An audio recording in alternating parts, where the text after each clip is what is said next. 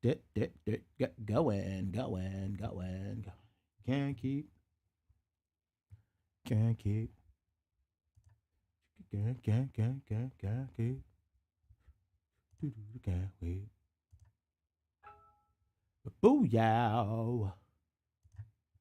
What up, what up, what up? Let me announce. Where is the link? Hit refresh. Give me 1 second.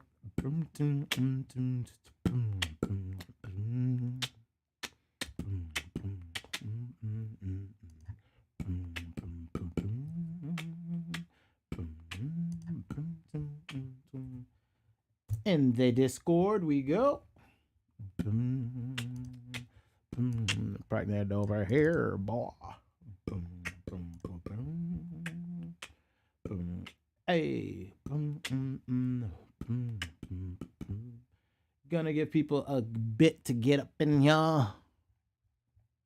Up in here, up in here, yeah. We gonna be talking about robots, man. Robots, robots, robots. I have finished a bit of research on the next phase of the business. And we's about to get, as I keep telling y'all, that the next era is not about you working.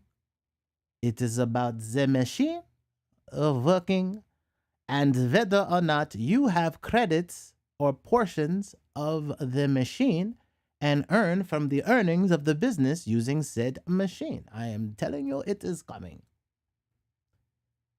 It is the only logical step. So we're going to be talking about this Internet of Business, right? The Internet of Things business models. There's going to be plenty of them. So that's our talk today. We're also going to be talking about T.H.o.Rs. We changed the name from Thor to T.H.o.Rs, plural, because one, we're trying to separate ourselves from any Thor references, i.e. Marvel, because it's not about that, though it's dope that it fell in line that way. But we also wanted to pluralize it because the way that we're feeling about business is going to be more decentralized. So we're creating a decentralized business model to become our own decentralized autonomous organization.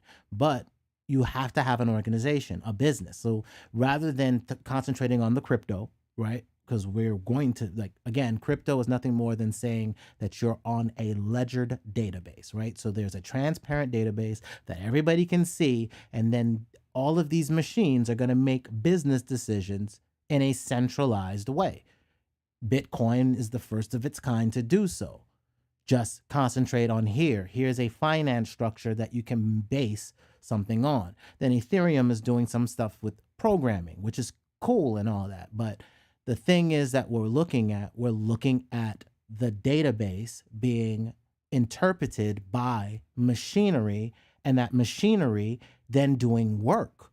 So if you see what's on the screen right now, I'm in the finance business. My fiance, future wife, is a chef, culinary beast. Well, I shouldn't say beast, but culinary genius, food amazing.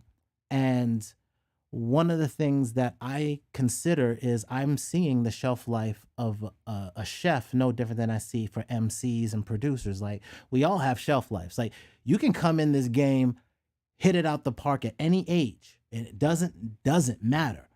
But you're going to have a shelf life of 1 to 2 years of attention span if you're dope, depending on what your content is, how your content rolls, how you move through the waters. I see the same thing with chefs. And we're not even just talking about their mental states that we got to deal with, the stress of what they've got to deal with, how they navigate through their business models, especially the lack of help. And it's just on them. So seeing the frustration and the stress from a business owner who happens to be my lady, I'm able to see a lot of what needs to happen to help out.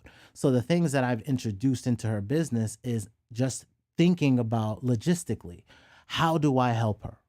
How do I help somebody that is a dope business person, but there's only so much she can do. Like, look, arthritis is arthritis. If you're using your hand manually, like if you're a programmer and you got carpal tunnel, right? If you're a designer from the 90s to about early 2000 and you were using a wheeled mouse and a handheld mouse, oh, your wrist clicks.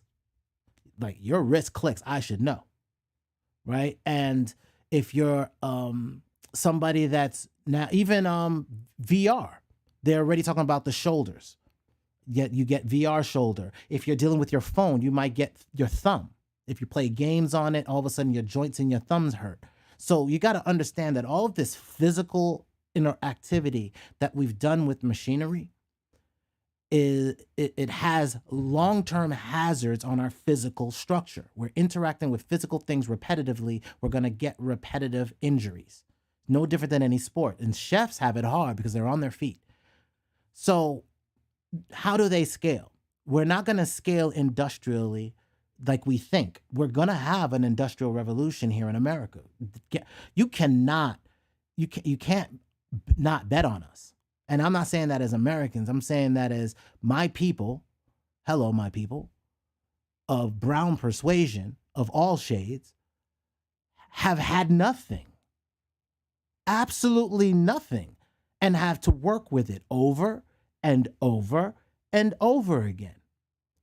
You get to have a city that you can be happy with and somebody comes in and ransacks it. You try to build schools in your community to be able to get the education you need and somebody infiltrates it to ransack it. And you start to see the movies now about all the dirty crap they did and nobody's saying ish. Fine. I get it. Cool. Yay, you. Hope you're proud of yourself. But now it's time to stop looking at who's going to mess up our money and understand that their money's all messed up. Their money's screwed. And what does that have to do with the creatives? Excuse me, haven't we been making music the entire time? Weren't they making music in Egypt? Whichever Egypt you decide it's going to be. But regardless, the entertainer ain't never gone nowhere, y'all. Who supports the arts? Let's stop being cute and clamorous, as MG says. Like, who supports the arts, y'all? Isn't it not the wealthy? Who makes the music for the wealthy? Come on now. Don't they want to be all up in the camera with their envy and pride? That's not my problem. I just want my music out. But now the thing is, y'all, those walled gardens have opened up a bit. Technology drops down to us. See, these robots right here are small scale from what cars are being built with, y'all. These are just scaled down models made heavy duty to handle things. So if you can build a car with these, what else can you do? That's what we're going to talk about today. We're going to talk about the change in your mind state to change your businesses, because robots ain't for just big businesses anymore. The price of these are going to keep going down, down, down. And you know what's really interesting about these robots, guys? They build themselves now. So bigger scales of these will build smaller scales of themselves and get out here. Parts are going to be 3D printed, or they're already 3D printed. So we've got to get out of our heads that none of this is in your control. And I'm going to show you how we, Toxic Hustle, has already begun automating for clients and businesses. Namely, my lady, shout out to my baby. Because we're going to begin the marketing strategy to explode her product all over Atlanta. And you're going to start seeing ads if you're in the Atlanta area. You're going to be like, who? If you're on the video, hello, you'll probably start seeing them. And then we're going to use automation to be able to expand the visibility of just her line as a whole. And then there's other services and products she's trying to release in the nutrients for the soul type beats. So for me, if I see a good business that can move through what we've just shuffled through, And now it's just how do we begin to scale what she already got working? It's the same thing for every business that has already survived through what we've been through. And I always put my bet on anyone looking outside the box. Because the rest of this box is shut the hell off. So let us deal with some of the stuff I want to talk about today. Let me go into the Discord. Boom, boom, boom, boom, boom. Boom, boom, boom. So this week, Senor Jerome Powell was out on these streets and he made the market crumble a bit. And I believe as of right now, the market is kind of pumped up. All of the markets are kind of pumped up. Again, I don't care. For the next few months, I don't care. Why? Do you know why I don't even look at the day-to-day anymore? I mean, I still look at the stocks every day, but it just goes up, it goes down. It hits the ceiling, it comes back down. I'm going to show you on the charts. Like, it keeps smacking its head. It's like it's going to lower lows. Yeah, it spikes up for a second, but it doesn't get to like a certain point and it just drops back down. Like the energy keeps fading out because, again, people are just buying the dip. They're spending their last trying to pump it up, and then it gets pumped back down. The economy hasn't changed. The fact that automation is here and is changing hasn't changed. Like, my narrative ain't going to change, y'all. That's why you don't hear me talking stocks all the time. Crypto, you see me slowing down on all my crypto talks because we're in crypto winter. For those of you that don't know what that is, it is after a halving cycle where Bitcoin halves in price point. It spikes up real fast. Investment capital comes in, and then all of a sudden it dies out. The thing is that Bitcoin is also the canary in the coal mine. When you don't have a bunch of liquidity flooding the system, it doesn't find its way into speculative assets. And we now have an asset, Bitcoin, that is the most speculative thing out here, though it is about energy. And in fact, it's a database that is transparently able to be downloaded, and then you can do the little hash rate waste of energy to be able to reap a benefit of said machinery. So we're going into people putting up machines to earn money. The machines are dumb right now. When the machines get smart, which is what you see when I show you this screen, this can connect to a blockchain, which can make money for a real business. Because again, I'm talking about this machine sends data through the internet and says, hey, I completed this task, I did this task, I did this task, and I pay out a portion of all of these meals to the people that keep my maintenance going. Right? So you can get shares in businesses that'll have robots. Again, they are going to figure out a way for this is what's going to happen. Either you're going to pay machines to make money for you, or they're going to make it so like either you're giving up all your privacy or you have to understand how to invest your capital into other capital. And I'm keep telling y'all, I'm putting it in machinery. If now I'm working on services. I'm working on services for corporations, for businesses, so that they can be marketed through an economy where they can't afford to just throw money at Facebook. And they need real visibility. And I show them real visibility because I'm treating YouTube and I'm treating Instagram and I'm treating all these other places where music earns royalties like a television network. And I'm using your content and my content that we put on CD Baby or wherever, as long as you're earning YouTube royalties, I don't give a damn. And that you're not paying every freaking transaction for that crap, because that's just waste of money. Period. Smash the like button and get this going. What I want you to do, I keep telling y'all, I don't have anything to offer y'all. I'm not giving you no damn classes. I don't have no time for none of that, because that's not where the money is.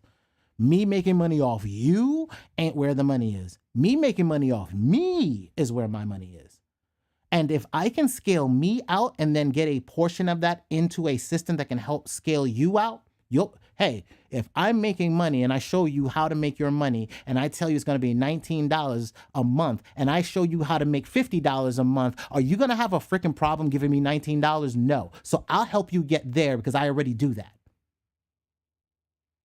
And I tell you, put it on CD, baby. It takes 4 to 6 weeks. They get your music through the site, cycling through. Then it's up to you to begin to broadcast those YouTube channels that have your stuff.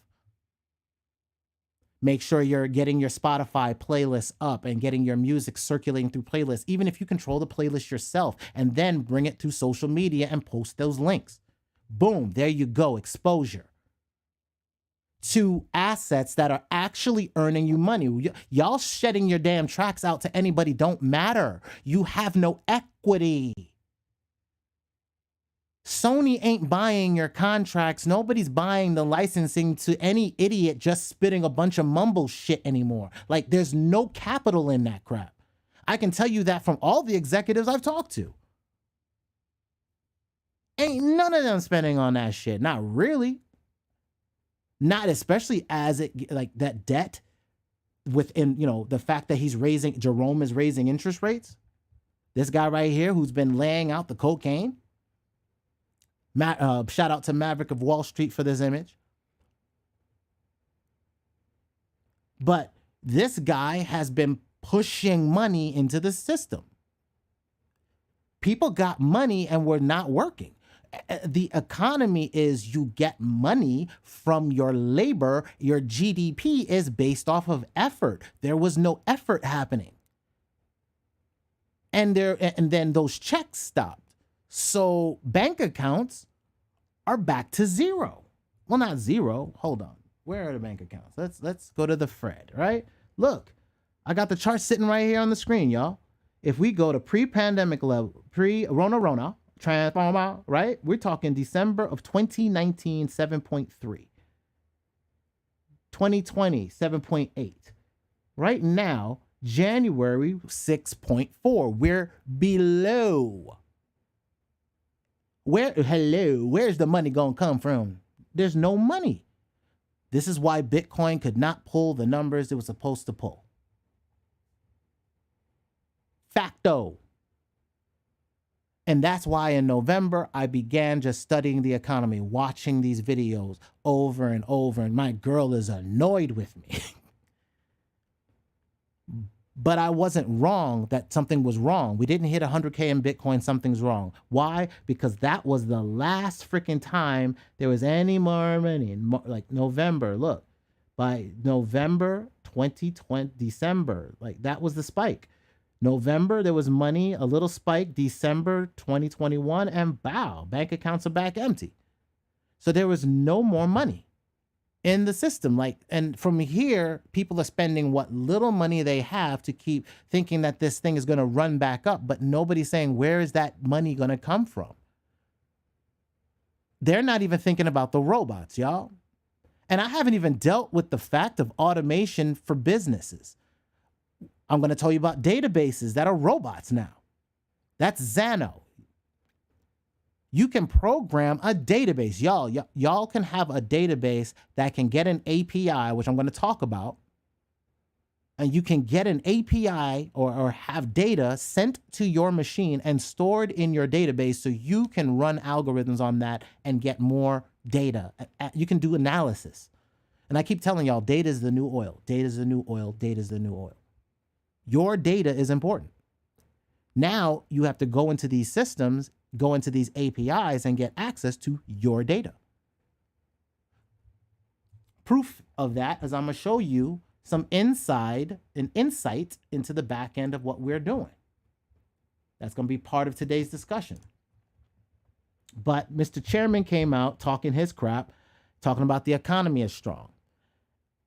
And I say, where is it? Because I can tell you right now, with every new machine that goes up and every new way of interacting with these machines that gets created, and the software companies, which I'm looking for the software companies that'll interhook with anything on blockchain to run these robots that print hardware parts, robots that print car parts, robots that print homes, robots that print solar panels, robots that'll print clothes. Like these robots. Where? These are manufacturing clothes. Not like this, not these desktop versions, but ones that work in warehouses. So you've got ways to manufacture garments at scale without human intervention. Y'all, this is the grandest shift of destruction nobody really wants to talk about that's coming. And the only reason I know it's coming is because I am on the software side and seeing all the automation that's happening on the software side. The being able to grab data from websites and have websites write new, like have code write new data. And I showed that with in the Discord with one of the robots.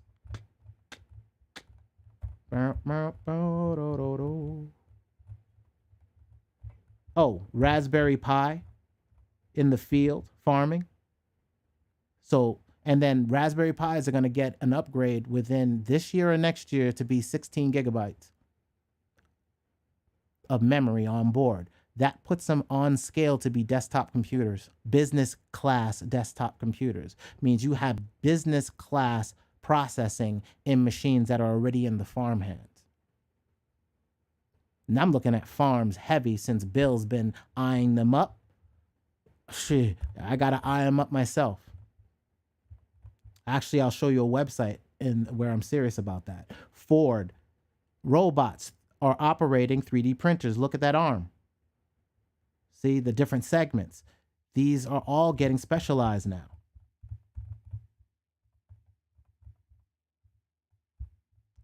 Here it is, farmland. The ways that you can invest in localized farmland. I don't play. I don't play. Also, I've been putting some stuff in here about Xano and Coder Gang in the Musical Geniuses room. If you're looking at the screen, and in here, I talk about Xano and the fact that it has role-based access control. That's basically saying WordPress. And then I talk about how it's using Open AI. It's not Open API, but Open AI, and it can actually write content. So in this video that I shared with y'all, I'm showing you one, that you can have a system that can be interacted by humans or by other machines and have role-based access to certain data structures or entering certain data. And then a way for you to use AI to take some of that data and write content from it, all in the back end, never having to be done in the front end. Y'all gonna see. I'll show y'all on some of the stuff that I got today. Real talk. I got some actual diagrams for ya. Let's see what else is in my talk today. Back to cash lane. All right, so we're gonna look at the markets. Let's look at them.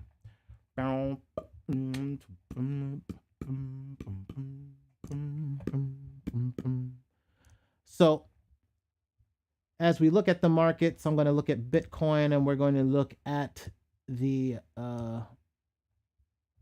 seasons of Bitcoin and see where we're at in the season, right? So we just came out of a dip. This week we got our dip. It wasn't significant, but we did hit where it said it was going to hit. So from here on out, I have one more significant dip coming right around the March 28th timelines. And then after that, I'm not really tracking anything else until like the June one and just the major ones, the June, the September, and then the November dip. And that's the major one that'll be coming for the year, which will probably drop us down to the 20K-ish price loan. And then that is my buy zone and for me, the beginning of crypto spring. Right. So, and that'll be right around March of next year. Right. So it'll bottom out right around March. And then from then on out, I'm buying in. And why do I do that? Is because back in the past, it did the same exact thing. And until this economy changes, which we will see whether or not they end up printing or doing some type of stimulus by my bearish sentiment may change right around the election time. People are already talking, and you know how they do, y'all. It's pre-predictive. So now the narrative that's been cycling forward is there's some kind of stimulus coming right before election time, and they're trying to basically buy votes. And that's going to be bipartisan across both industries. And then that might be where we're talking about the Fed coin, or what we found as FedNow, may roll out. So this may be their push to do said thing. And if then, I will be out of my short positions beforehand. Because the minute they start talking stimulus, whatever money is locked up will surge back in, because they know it's going to run for the rest of the year. And I'll be out of my short positions. But for now, I am still in all my short positions. That is Bitcoin shorts, which, because of the robot, which I'll actually, let me pull the robot up too. Hold on. Give me a second. Why did you go over there? There we go. Give me 1 second. Bot. I will show you the robot and show you what I had to do, because the market kind of dipped on us. I moved the chart down. I've had to, and then I've also let things fall out of range. What I'm doing is, and I'm controlling and managing my robots now on a day-to-day level, because the market seems to rally too hard before I can control price points.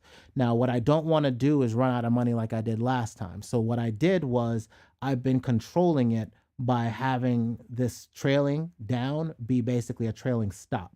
So if it goes below here, I'll let it fall fast. And now what I can do is go in range, modify it,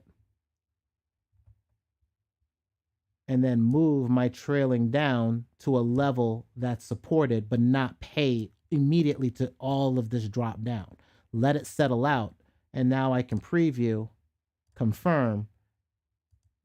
And now my robots will call it as a dump, let it settle out for a bit, and then go ahead and start buying back in, but now fluctuating within that range. So we're doing steady cushion drops, because now it's not, we're doing it, how we're trading is, I don't care about price point. I just want to trade because of volatility.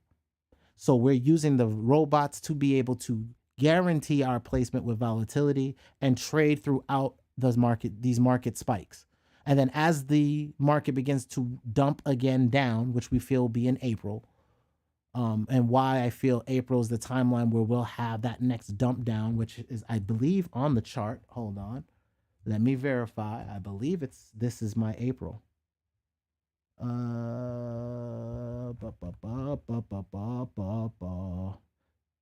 March 28th. So like the end of March, beginning of April. So there'll be this dump that happens right around here. And that will be, I believe, in the stock market, the earnings. As companies, again, will be missing earnings, because inflation, the gas prices, like those things roll not in an immediacy, right? So when gas spiked months ago and people bought options to get that product months ago at these spiked up prices, and they still use it for plastic, and they still use, like oil, still using it for plastic, still using it for chemicals. They're using all of these things. All of their costs have gone up. That's going to be translated and rolled downhill. And you'll see it when you go to the supermarket. There's just no choice. And then we still got fertilizer costs, so food costs and everything that comes from crops that are used in manufacturing. So that'll also mean cotton, which will be clothing. But nobody's really taking these things into consideration. And then if you're driving back and forth in your car, like I've been driving back and forth making these damn deliveries for our company, then you also understand, man, the gas pump's been hurting. That's hurt my pocket. Like, it hurts to spend almost $80 on gas for a small ass car. Like, I act like I got an SUV, and I feel for y'all that got SUVs. Jeez. But what did that happen in the past too? We had big ass trucks. Then all of a sudden, gas got too high. We had to cut it. Then all these little rat mobiles started jumping out the woodwork. And then we went down to these smaller vehicles. And then gas prices, we were able to print our way into this quote unquote luxury that now they can't print their way out of no more. They have no interest rates that they can lower. So if they can't lower the interest rates to make it viable for you to want to take out loans and credit lines, because you're already spiking in credit now, and now these companies are cutting back as they lay off people in the banks. Remember, I came from a bank, and when I saw layoffs, I knew there was a problem. That's why I left the bank. I was like, oh, they laying off people for like nothing. Like, damn, they don't even let you finish your lunch. They pack you up and tell you out, get out. Like, no write-up, no nothing, you're gone. And when I saw that, I was like, yo, nobody's safe, son. So that is why I look at business the way I look at it. And then I also realize these companies don't respect their assets. And that's you and me. They don't respect us enough to really pay us what we need, but they can't pay us what we need because then that would actually be saying that we had value. And that's why I run my own ish now. I concentrate on my own business. I'm making my own narratives because I don't need their narratives to tell me how to move through these waters. I've done it. I lived through all of these recessions they talk about back in time. Like if I go into the Fed chart, like this thing back in 2008, I lived that doing MySpace. I had a debit card, PayPal. This Web 2.0 thing was just me learning that the bank 1.0 now moved to Bank 2.0, the web, and now we have Bank 3.0 or Web 3.0 or your own freaking wallet because we were tired of PayPal being able to shut out ish now. Like they were the Fed and like all of these companies, all of these countries now are acting just like PayPal. PayPal is like the first one to be like, yo, your money in your bank account ain't even yours. And I was like, oh, crap, they could just shut off my, like, really? I'm not going to leave my money there. No, I'm going to use whatever goes into that and it automatically gets taken out and moved someplace else immediately to earn someplace else. So PayPal is never my bank. It is just where I move my money away. And now I can move my money into something like Coinbase. And now that immediately can happen. And I don't have to think about that ish. And then once it goes there, I can then move it to my own private wallet and nobody has access to that. Come on now. And then Coinbase has Coinbase Commerce, if y'all don't know.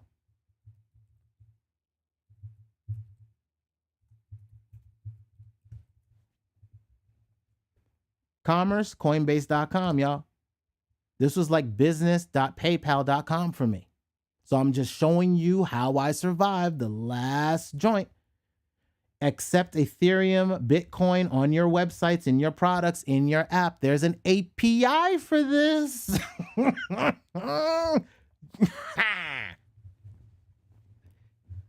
Nigga. Are you serious? Y'all, there's an API for this. And what I've been telling y'all, API is data, and you can connect to data and you can have a way that you get paid from data.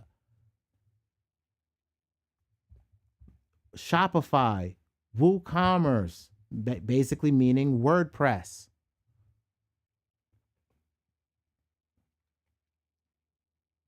You don't have to get paid to PayPal for your music.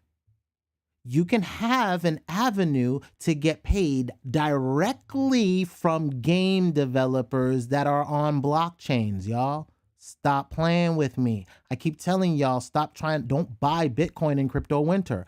I don't buy Bitcoin. I earn it as a business because now it's treated as cash. Are you kidding me? Y'all better learn these maritime laws. Bitcoin is property. I can own property, and that property can be used to purchase property. Stop playing with me. I'm down with OPP, other people's property. As this ish begins to falter, it does not change the fact that that there is $1 trillion in the crypto markets. Here, let me show you. I'm not lying to you. This is facto. Boom. We go over to the total market cap, $1.889 trillion. Y'all, I am not capping. There is no cappeth in my rappeth.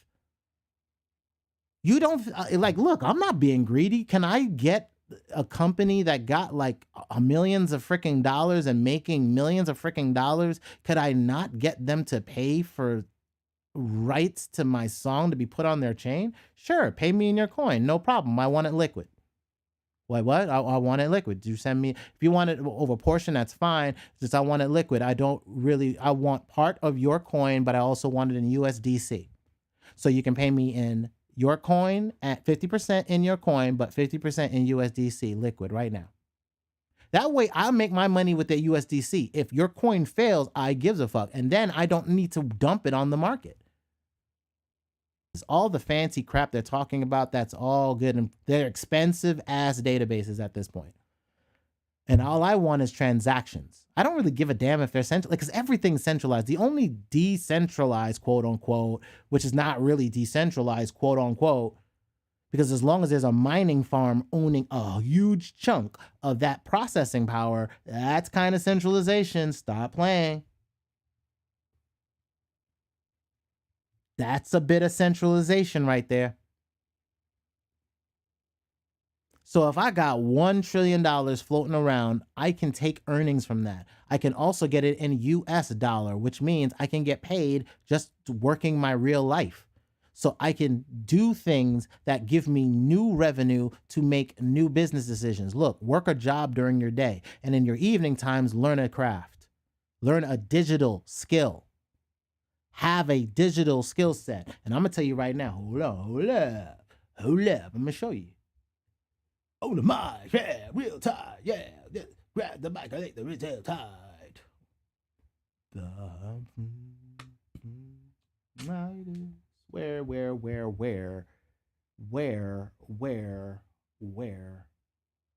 are you? No. Give me 1 second, y'all. This thing.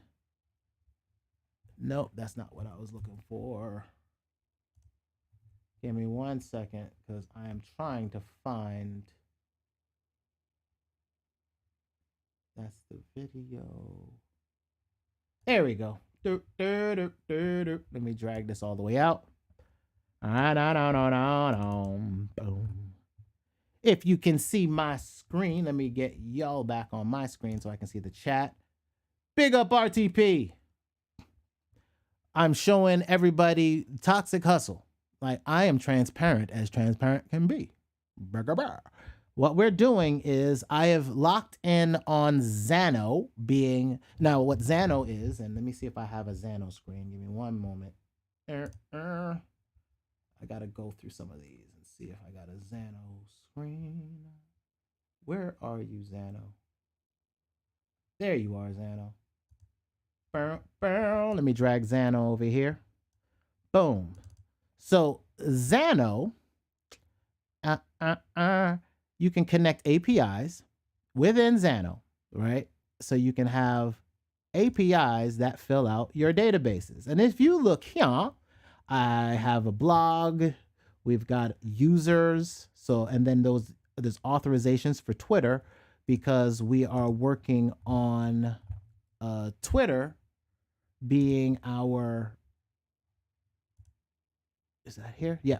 Twitter authorization, being able to use Twitter. And now I can get access from information from Twitter or put things onto Twitter. So like posts can go to Twitter. So shows, videos, content. So if you think about Toxic Hustle as a media company, I want to be able to take my samples, my music, piece it, give it to utility, put it on video, and hold on. I'm a sharer. Here is another thing I'm doing. This is Glitterly. You see, Glitterly has an API. So you can generate images via API. So this is a video that I'm creating for my client, my lady, and it takes her product, takes it from the database and renders a video with it. If you look at the template, it's just some video in here that will link to tags that will go out as an API call. Then, do I have a, hold on. Go back. Then via API, you see all of this stuff here. This gets sent through the back end of Xano, and I can change out this stuff right here that's static and have dynamic text that goes into that video. So now, boom, I can generate video on the fly. Now I just need to put music with that and have a library of music that can get uploaded and utilized in that video at any given point in time. And bang, did a bing, bang, bang, I have for their social media, right? So they want to promote their products, multiple products. Now I can use my samples, multiple kinds, and be able to distribute. Haha, Tragic gonna be whooping that ass when it comes to getting them YouTube streams. Yes, sir. Like I said, I told y'all, I ain't been marketing yet.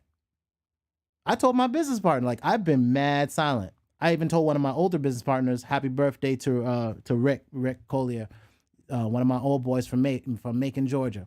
Like, for real, I now can build a system to promote myself, but I built a system that can scale out. My job is tell y'all, get your music on CD Baby and get your weight up. Because at the same time, these digital credits, those digital credits that you get from Spotify and all these companies are US dollars. They go into your PayPal account or your bank account. You can then put them behind trading robots and earn on them. If you do that, just like I'm doing it with the robots. Where's my robot? Mr. Robot. Did I lose you, Mr. Robot? Did I close you out, Mr. Robot? Oh, give me a second because my screens are all, oh, there it is. Bow, right? So if you look here, profit-wise, $6.49 because we just made some trades, but the thing is it's still profitable. 7% over 19 days. With, of course, this one, it's got a longer profit because it's been over a month and 14 days or almost a month and a half. But that was just to keep one bot that just keeps trading and just show the longevity. But then I also want to trade these robots to be able to keep generating revenue long term.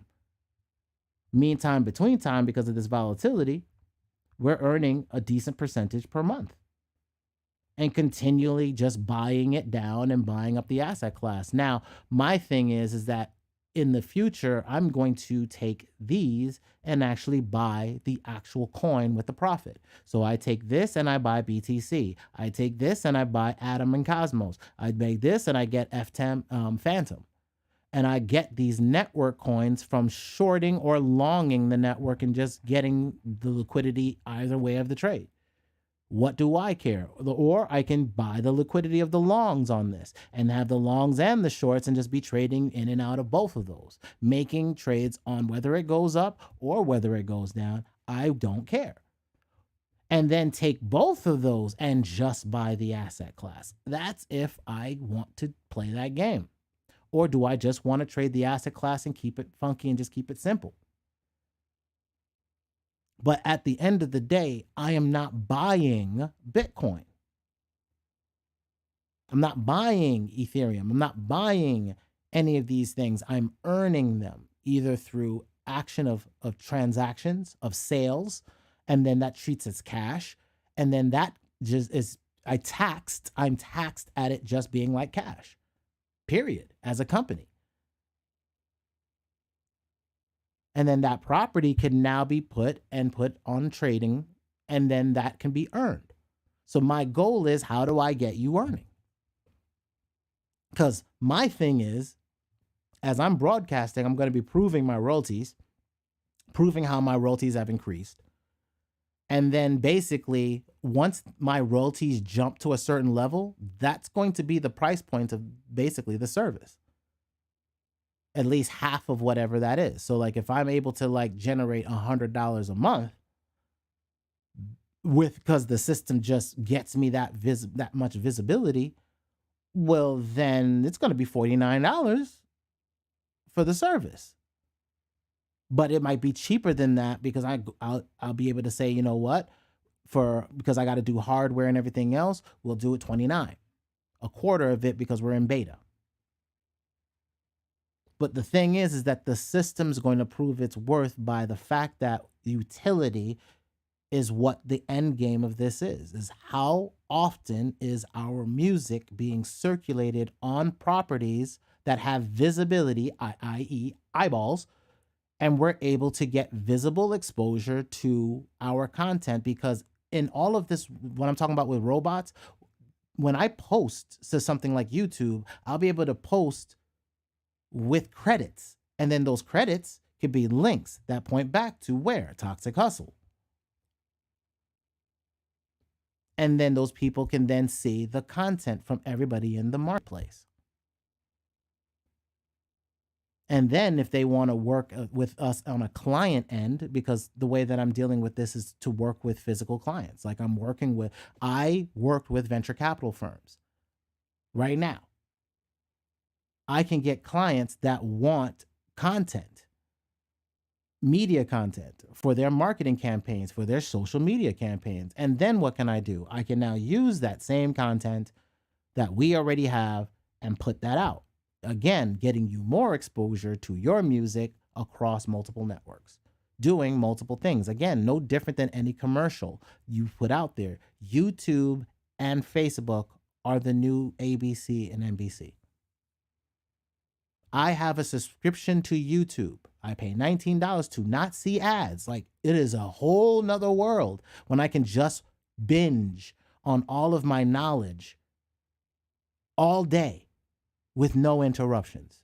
Best thing ever. And because of that, I've noticed a few things. I've noticed that because I don't have ads, but because I watch certain channels, they're getting, like, if premium people watch my network or watch the Toxic Hustle video, this video, though I'm not getting paid because nobody knows who we are, and that's fine. See, we don't need that to make money. That's the funny thing. We are a network that is making money without anybody knowing who we are.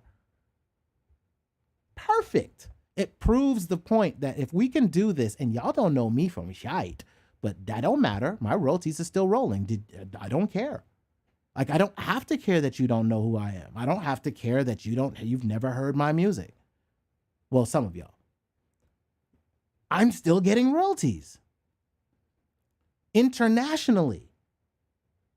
And I didn't need to go to no record label to do it. I just uploaded it my damn self. Now I don't need a record label to get visibility for me. That's all they did, y'all. They pressed your ish up on some type of equipment to have a hard copy. So that was back in the day, vinyl, the record, right? And then tapes came out, that tore up inside these machines so they could get a bunch of people to keep buying them over and over again. But then they could copy them and you could have a piracy ring because, of course, they would want to be able to easily copy their stuff. And then there was the CD, right? And then after the CD, we went to streaming. They stopped Napster because I found out a hack to be able to distribute my music by taking instrumentals and the acapellas and plugging myself in the center, and everybody did it. And we were getting hella exposure because of it. And then they stopped that ish, crashed that system, was like, nope. These Negroes cannot be out here on these streets getting all this damn exposure for free. No. They need to come through our doors. Y'all, I'm a patient mug. I am mad surgical with this ish. I'm like, yo, I can wait for my, like, if I only have a 2-year shelf life, like, I don't really want to make music that long, and I just want to come out here, drop a drop whenever I feel like dropping it, which I'm doing now. Like, this year I'm gonna do a drop, but now I'm gonna have fun. And I'm going to use automation to get most of my project, which was all my headaches, out of my hair. And I'm paying for all of that software based on all the transactions I'm doing with the company on the digital credit side of the business. That affords me the software to be able to do the mixing at scale and mastering at scale without me having to do a bunch of ish and ruin my ears. I'm not that good with all that.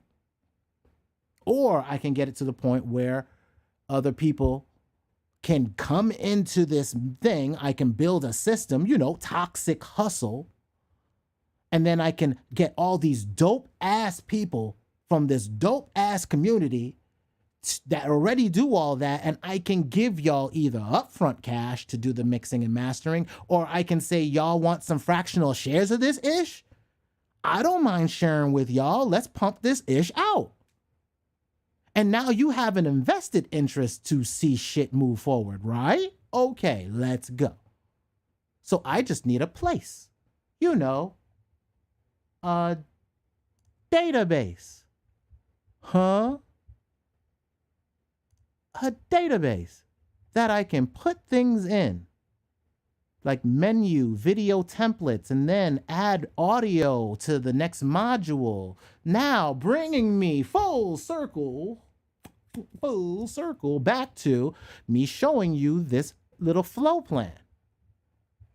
See, what I'm going to be like, what's already been built is I'm getting ready to do role management. And I just showed y'all in the Discord, musical geniuses, y'all are some geniuses, coder chat, I just showed you role-based access control. I be hinting, man. And I showed you to connect to OpenAI, the artificial intelligence that Microsoft has a real good lock on, that Mr. God Elon helped create or get rolling out the gate. Well, I keep an eye on the tech, y'all. So now I've got a database that can connect to an API to be able to do this. A page loads, you log in, you have a user, you have role management, we store that session, and we load the page based off of whether or not you're an admin or you're an entity. Entities are everybody on the planet. An entity can be an artist, it can be a producer who is also an artist, i.e. me or you. It can be the business. ToxicHustle is an entity inside the system to itself, earning its own share. And then all of that is stored into a data system. And that data system, a database, could then be put on a blockchain automatically if it connects to an API, right? So then we could send that on chain, and then all the machines could validate the system. Wait, did we just create a decentralized autonomous organization? Okay. So then the database is your system. So now I'm just waiting on, that's phase one. I just finished that. Now I'm in phase two. Phase two is now going to be what user interface is going to begin to interface with this so that we can begin to store data manually for our catalog on certain things we want to get done. That's going to be me putting things in that I start working with. Now working on audio. Being able to take things like, hey, MG, I'm going to be using your new sample pack, putting it in the system, utilizing portions of that, coming up with ways to make money on that. And then I'm going to say, hey, MG, you mind if I give you some money to give me some exclusives? Hey, RTP, you mind if I give you some money to give me some exclusives? Yo, Sahu, you mind if I give you some money so I can get some exclusives? Here's where I'm getting them. Here's how we're using them. Here's where they're going, because I'm already telling you what I'm doing for me, Tragic the producer. And I want to scale it out because I can't make music by myself all day. I could, but I also got to work on software, and I also got to work on marketing, and I also got to keep an eye on tech. And then I keep looking at the economy and sideways because these guys love printing fake ass money. And I got to make sure that we are able to get, while they're all selling these NFTs for millions of dollars, because whatever, y'all keep selling these monkeys back and forth. I'm sure the monkeys are going to have a show. And when the monkeys have a show, we're able to put our music in the monkey show and get residuals across monkey verses. Right? Board 8 Yacht Club or whatever. So it doesn't matter. Whatever thing that ends up blowing up and these wealthy people want to waste money on, fine. They waste money on art, good. We're artists. Come on now. Oh, you want to pay me in an NFT that makes about $100,000? Cool, give it to me. Bow, I'm selling that shit. Let me get that. Let me get that. Let me get that. I'm going to now put that in the robot. I'm going to trade on that in another account, and I'm going to let that earn 3% APR a month with my trading robot doing it by itself.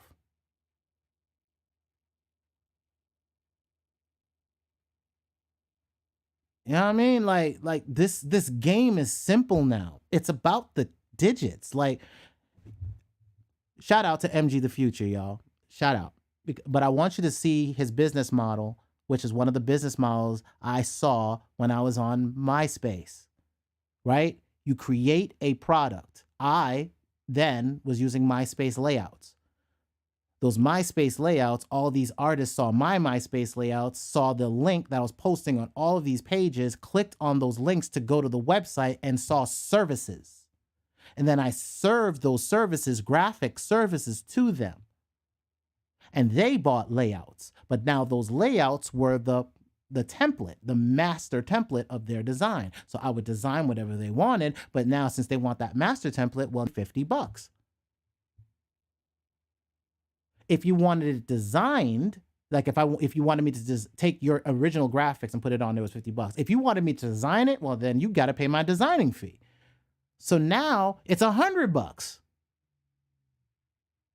So now in the future, you can look at that as ads, what I'm doing with advertising. Instead of me doing MySpace layouts, I'm doing graphic videos. And then I take those graphic videos, I'm putting audio in those things, and I put them in the places I earn royalties. Stop playing with me. Now I got usability or utility, right? That's called product placement. Now it's in our hands. Stop playing with me. If I want to make a commercial for some whatever, I need somebody to write a script, right? Or if I can't write myself, like I'm not a writer, but if I can, I'll just write the script myself. I get a voiceover person to come on the microphone and say what they got to say. Then you compress it and do all our fancy magic that we always do, and then put the music behind that, put some scenes and clips and all this other stuff that we can get from any stock website on the world, and make these commercials with some text and make it nice and fancy, and then boom, you now have a commercial that goes out with your damn stuff. And now a client wants to buy your skill set to do that because the cost of them getting it someplace else is 10 grand. I always look for 10 grand, 15 grand hustles and say, oh, wait a minute. Since that's 15 grand, if I charge them 1,500, do you think they're going to have a problem with me in a recession? I think not. You're welcome, tribe. It's video and audio. There's plenty of places to do it. I'm just figuring out how to do it in an automatic way.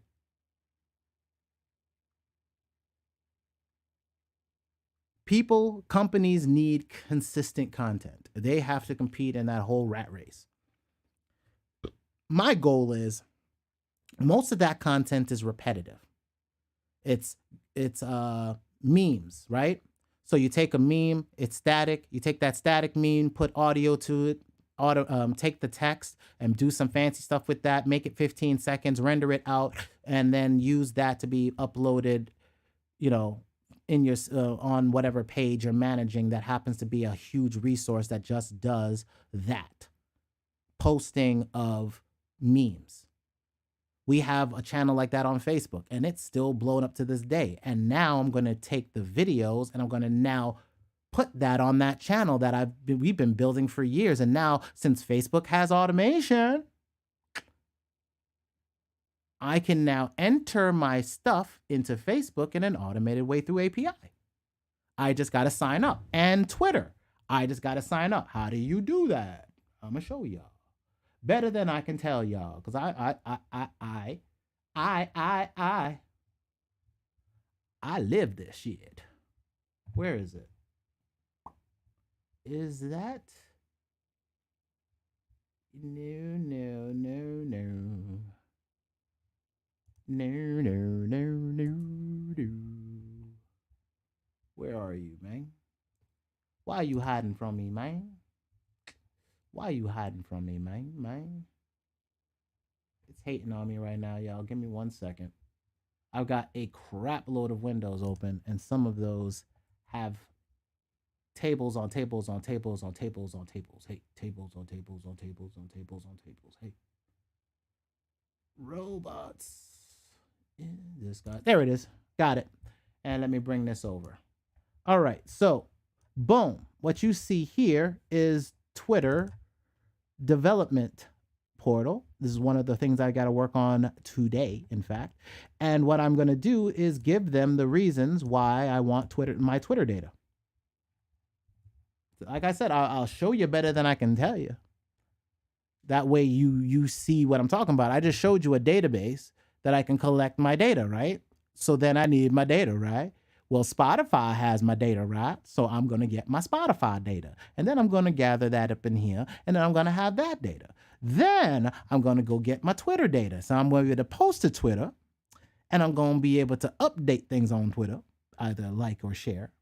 And then I'm going to be able to do the things I want to do based off of things that are happening on the back of my system, seeing things. Right? So take my data, bring it into an analysis software, begin to go and analyze all of my data via APIs, connecting in and grabbing that data and then putting it into graph databases and being able to use AI analytics on them and find trends. And there's algorithms for that crap. If you feed the algorithms the data sets you just need to know how to gather the data sets to be able to reverse engineer it. That's all. So I took it, I'm just looking at that from that perspective and waiting for AIs, thanks to Tribe. There's some posts that came out about AIs that are now getting APIs and making it even easier. And again, OpenAI has that. So again, and then you write to the database. So now it's a database that writes itself. Are you serious? Like Xano is a database that writes itself. Like that's stupid sane. It's stupid, dumb, insane. So yeah, I want my data from Twitter. I want my data from Spotify. I already have a developer thing there to start grabbing that data. I want to grab data from other places. And what you're going to have to do is you're going to have to begin to fill these out, get your data, get access to your APIs. And then in the future, you'll be able to give access to the system, those API keys. And guess what it'll be able to do for you? Oh, ho, ho, ho. He. Exactly.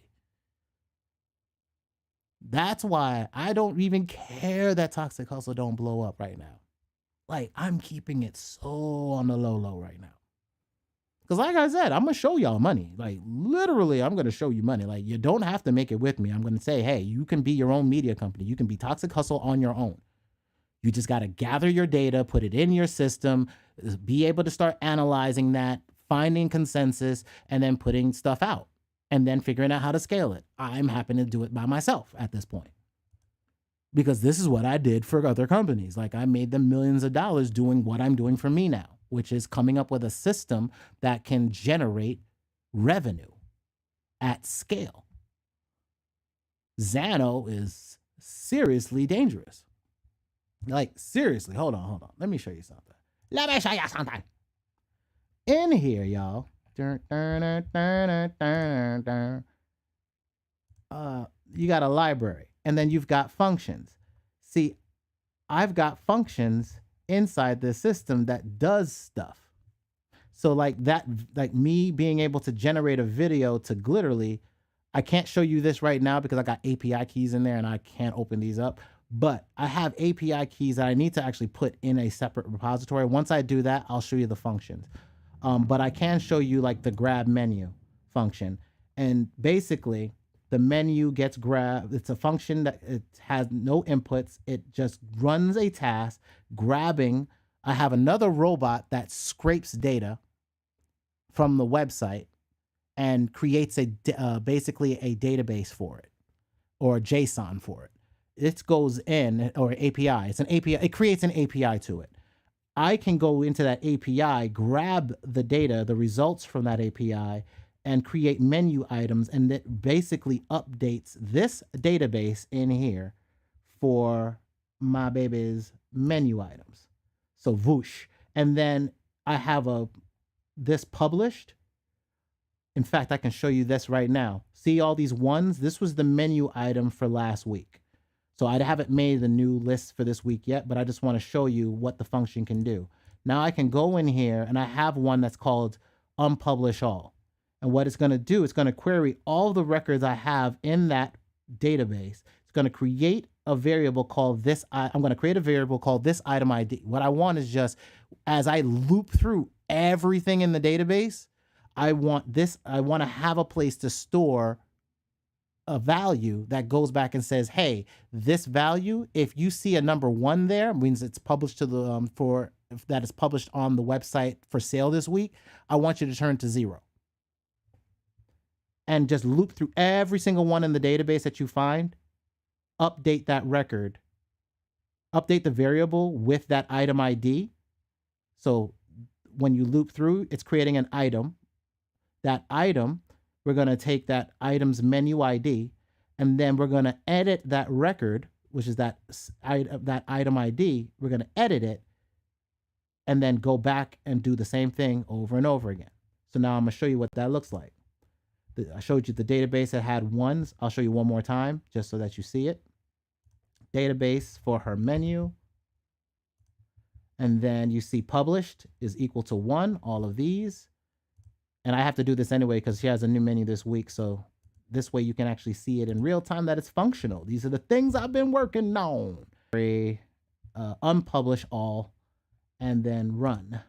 And now, so again, when I create a UI, I can now easily say, go get me a role, verify that you have access to be able to run this function. And now, because I'm an admin and I can run this function is run on the back end. So I'm not waiting for the website to build all this stuff. All the functions for the website are being built out now. So run, boom, it's gone through everything and gone through those databases and updated them all. I'll go back to the menu and you'll see now all of those ones are gone.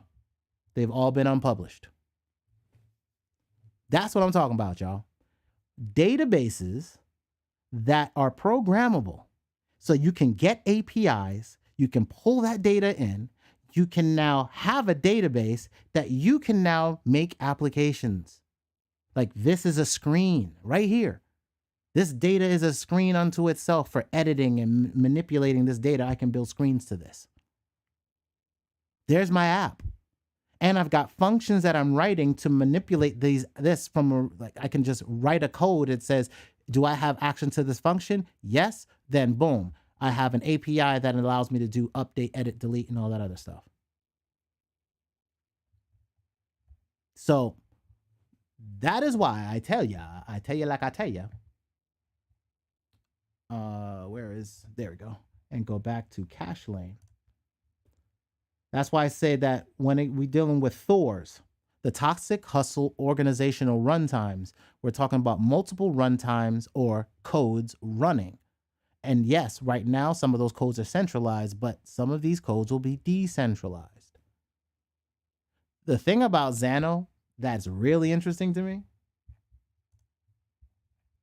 is that if you go to Xano's website, right, and you go to pricing,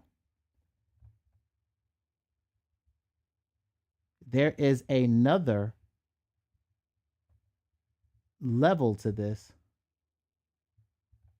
Do they have it here? Flexible, multiple. Where you can actually get transfer ownership. So I can build agency level applications to other people, make my own codes, and then be able to be an agency where my codes are now running for other people.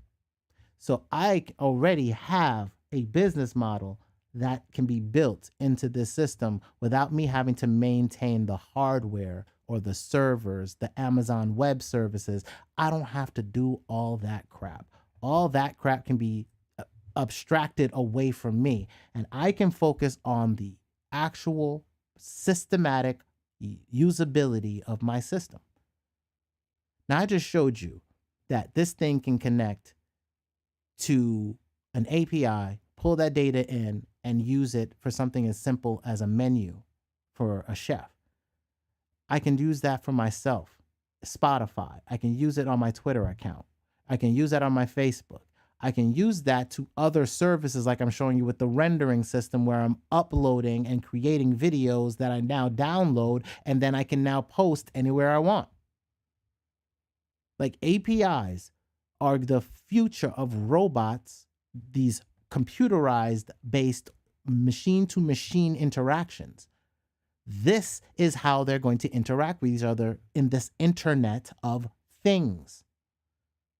These things are already existing. APIs are already in your house if you have an Alexa, if you have Alexa in your house, if you have one of those Google devices in your house. You already have APIs flowing in and out of if you have a smart TV and it's connected to the internet, if you have a Roku device, right? Your telephone is sending API data back and forth, little bits of data back and forth. That's your text messages, or probably JSON. JavaScript object notation.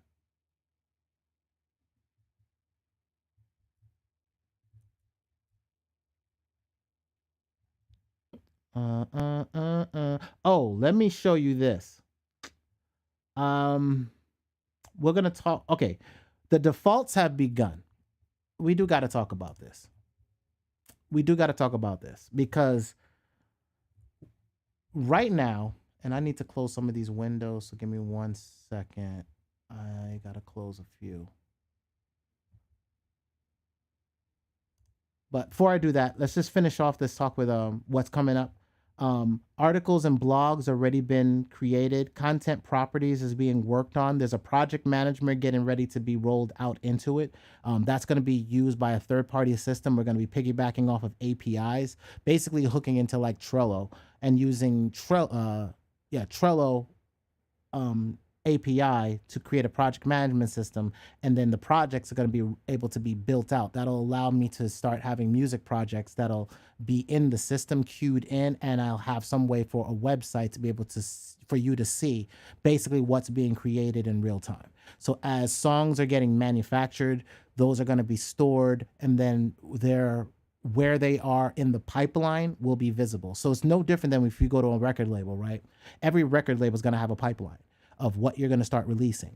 Well, Toxic Hustle is no damn different than any other place. Is going to need to have some type of organization to what, like, I don't want to have 15 songs in the pipeline. So I need to at least have some type of systematic way of doing that. So I'm using project management systems that are freely available and pretty cheap online, which is Trello. I'll show you. Again, I'm transparent, so give me a second. Trello has APIs. Oops.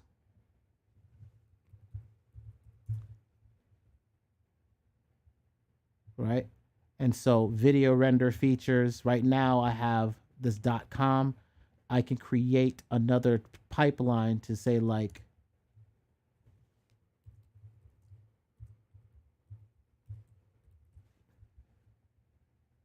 right? Now I've got a beat production pipeline.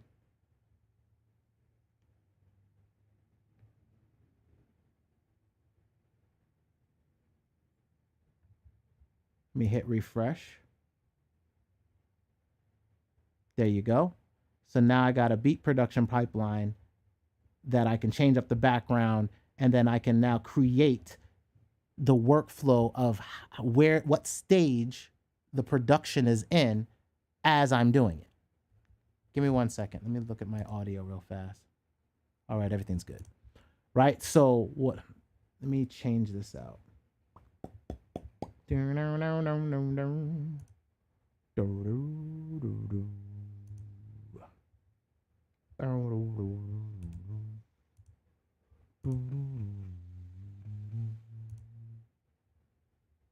Change background.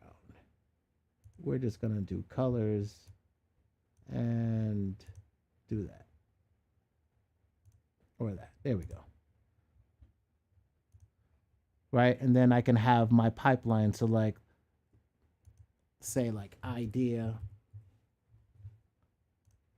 And then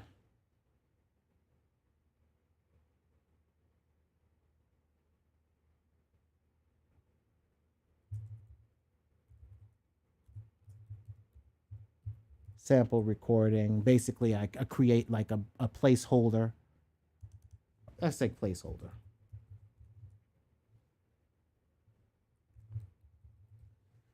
Right? And then from there, I can say, hold on, this. Then I can say in progress or in queue.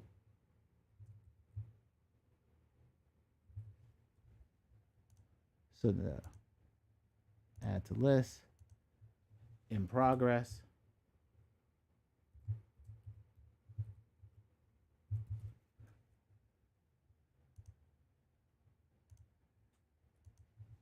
In mix, in master,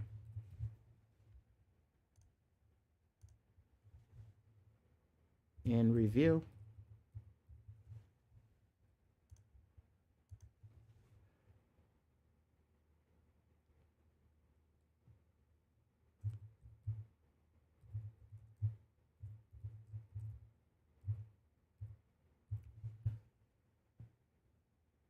queued for distro. So now what I'm showing you is I've just created a process for when a beat goes or queued for distro, right? All the way to it's ready to be distributed. Now I can take that song, make another one that is, let's say, production, and what production is using something that's been queued for distro. Internal pipeline that I'm doing, and I'll have tracks that are being utilized. And then in the future, I'll be able to put, is that the same as Monday and Asana? Yeah, for the most part, yeah. Except it's open source, so I can start with it, and then Monday gets mad expenses per user. I know that working for Jay Morrison. So when I was working on trying to automate his business, and I started looking at the software behind it and what he was doing and what was the cost to that, I was just like, nah, there's a cheaper way to do it. But people, rich people are smarter than me, evidently. So I took my talents elsewhere. Like I'm not here to like the thing about me, y'all, is I tell millionaires in their face. Like I am very direct. I don't care. Like I'm here to make money with you. And that's the biggest thing that like these people don't get. And a lot of people don't get, y'all. And I come from a place where I've worked with some of the most wealthy people in the damn world. And I've realized one thing. A lot of them are not intelligent. They're not fiscally intelligent. And what I mean by that, I mean they spend way more to get less done. They have way too many bottlenecks and way too many politics. And I mean that from corporations. Like I'm not talking about individual people or individual businesses or social media wealth managers. I'm talking about major Fortune 500. I've worked with Fortune 100 companies, y'all. Like Fortune 100. And I'm telling you, it's dumb from the top down. I'm watching a company in Chicago mess up a major contract. Major contract. I'm watching it happen. And I just laugh. I'm just like, okay, everybody's smarter than me. What do I know? I don't make enough money. So what do I know? See, I don't have to make that money. I don't have to. And it's an annoyance to people that like to work and think that their physical labor matters. See, labor heads are just labor heads. I am not a labor head. My father was an abusive person, right? He was a drunk. Love him to death, but he was a drunk, right? And very abusive. And one of the things he kept smacking me literally in my head with was, use your head for more than a hat rack. Pick sense out of nonsense and think smarter, not harder. So leverage. That's what I learned. Use leverage to your benefit. Everybody's going to think you're stupid. You just got to hustle through. And I tell you the same ish. Y'all are smarter than me.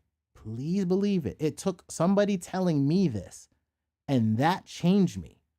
I am telling you, y'all are smarter than me.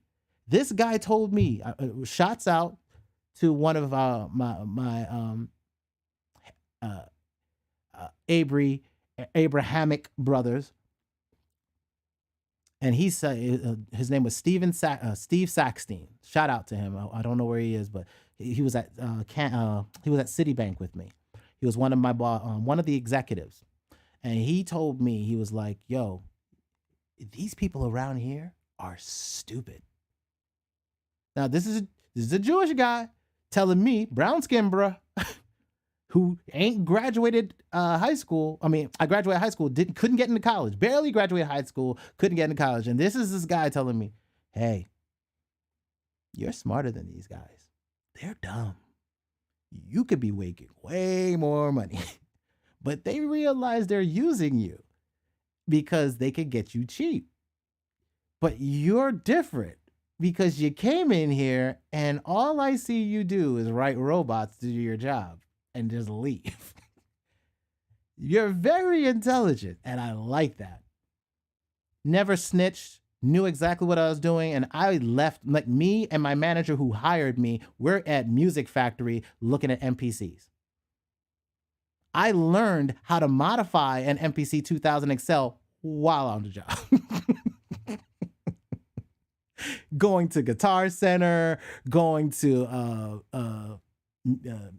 Music Fact, like we were everywhere, just looking at all the Guitar Center and just asking questions, going to looking at microphones. He was always looking for a 6-string bass because he's a 6-string bass player. Shout out to Mark. But this whole business model, y'all, how things get done. If you've ever worked in the business or in a business, you just have to come up with a workflow. How do you get your beats done? How do you optimize that to be able to be more effective so that you know what's in your pipeline? What are you getting in your pipeline quarterly and out of your pipeline quarterly? Like, you have to have numbers. And then you can write off these taxes, y'all, for the software that you're now paying licenses to. I pay a license here. It will be written off on my next year's taxes because I got it this year. Quit playing.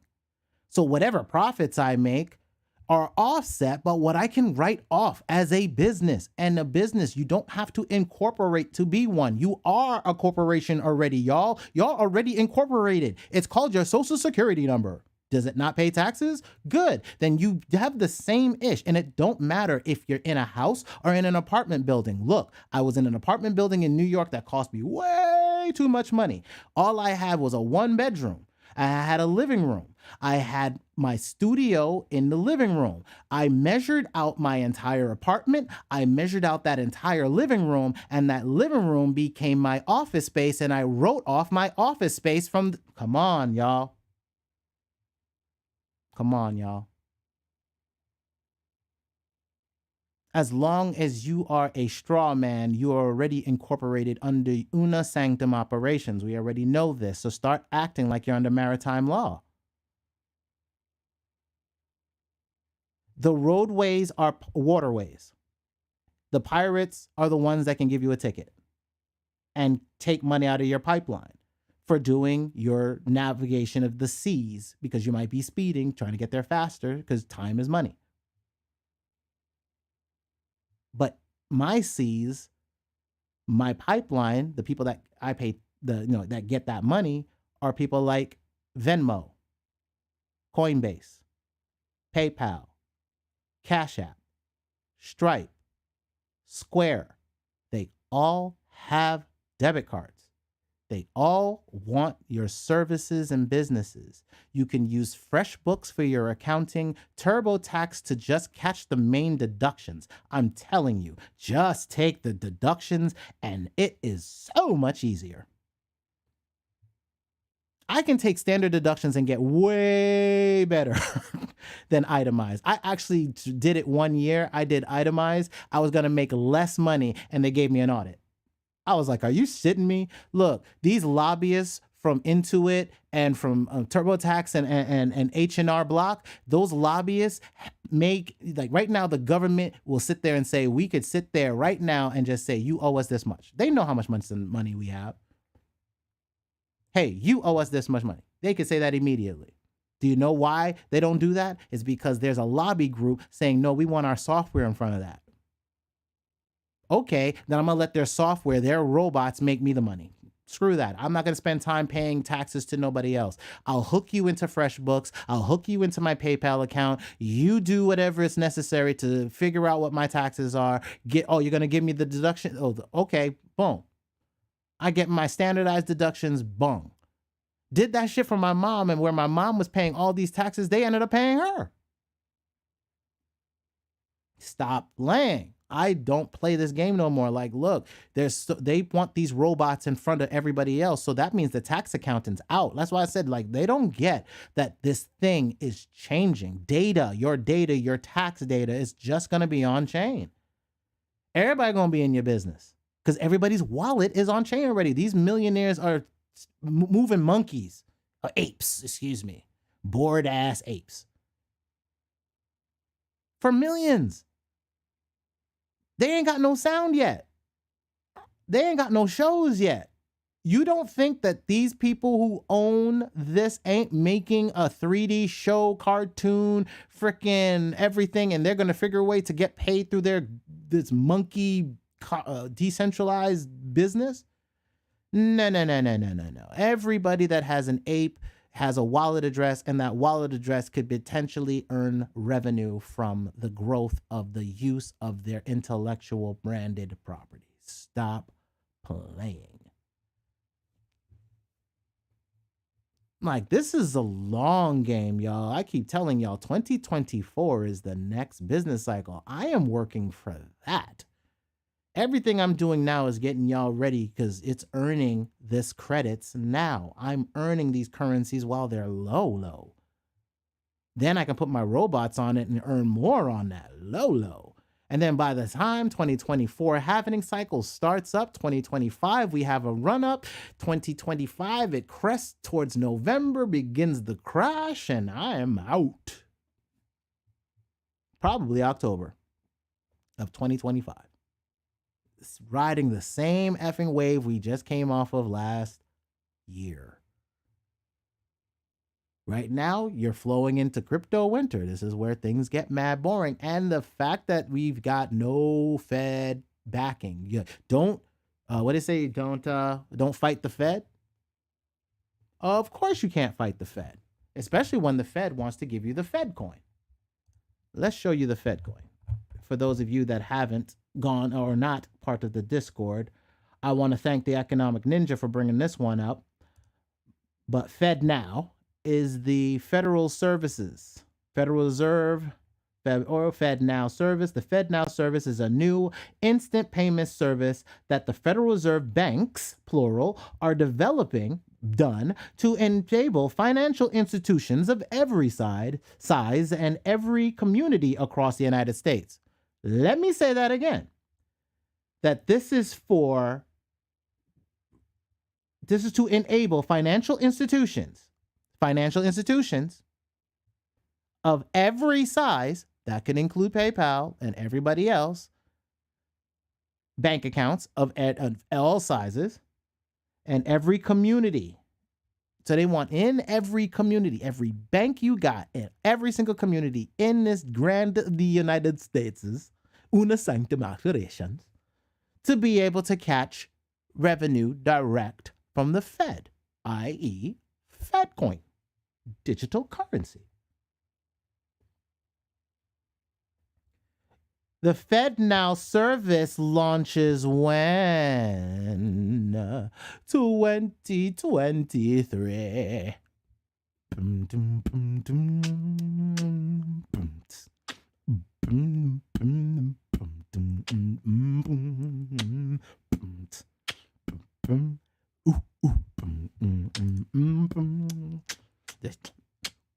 They sneaking. Does that look like right before a year before election time? When is the next elections? Like 2024, right? Is the next election cycle? 2024 ELECTION. Hey. Yes, it will be 2024. So a year before the elections, the Federal Reserve is prepared to flood you with money if you so need it. More debt on the balance books directly. So, as I've been telling y'all, the Fed is now prepared to launch their central bank EBT. Right? So you can go buy more stake with it, not invest it, not utilize it for anything. Like some of us, and some of my cousins them have used it to go get some damn liquors. Gets the cheebies and the munchies and the steak and lobster. Like, y'all really? Like, what? Are you selling that? Are you making a profit on it? Are you got some other service where you're making like lobster mac and cheese and you're selling that to get the money back? Like, or did you just eat it? Damn. Like, you see what I'm saying? Like, there's no hustle. Like, the people get free ass money and don't really hustle to use it for nothing. Like, literally, I got a loan to be able to grow my business, took a portion of that loan to flip it into hardware that now has made stupid amounts of asset revenue that is ready and primed to be 10 times what I paid for it by 2024. Are you shiting me? No, sir. No, sir. Good day, sir. I said good day, sir.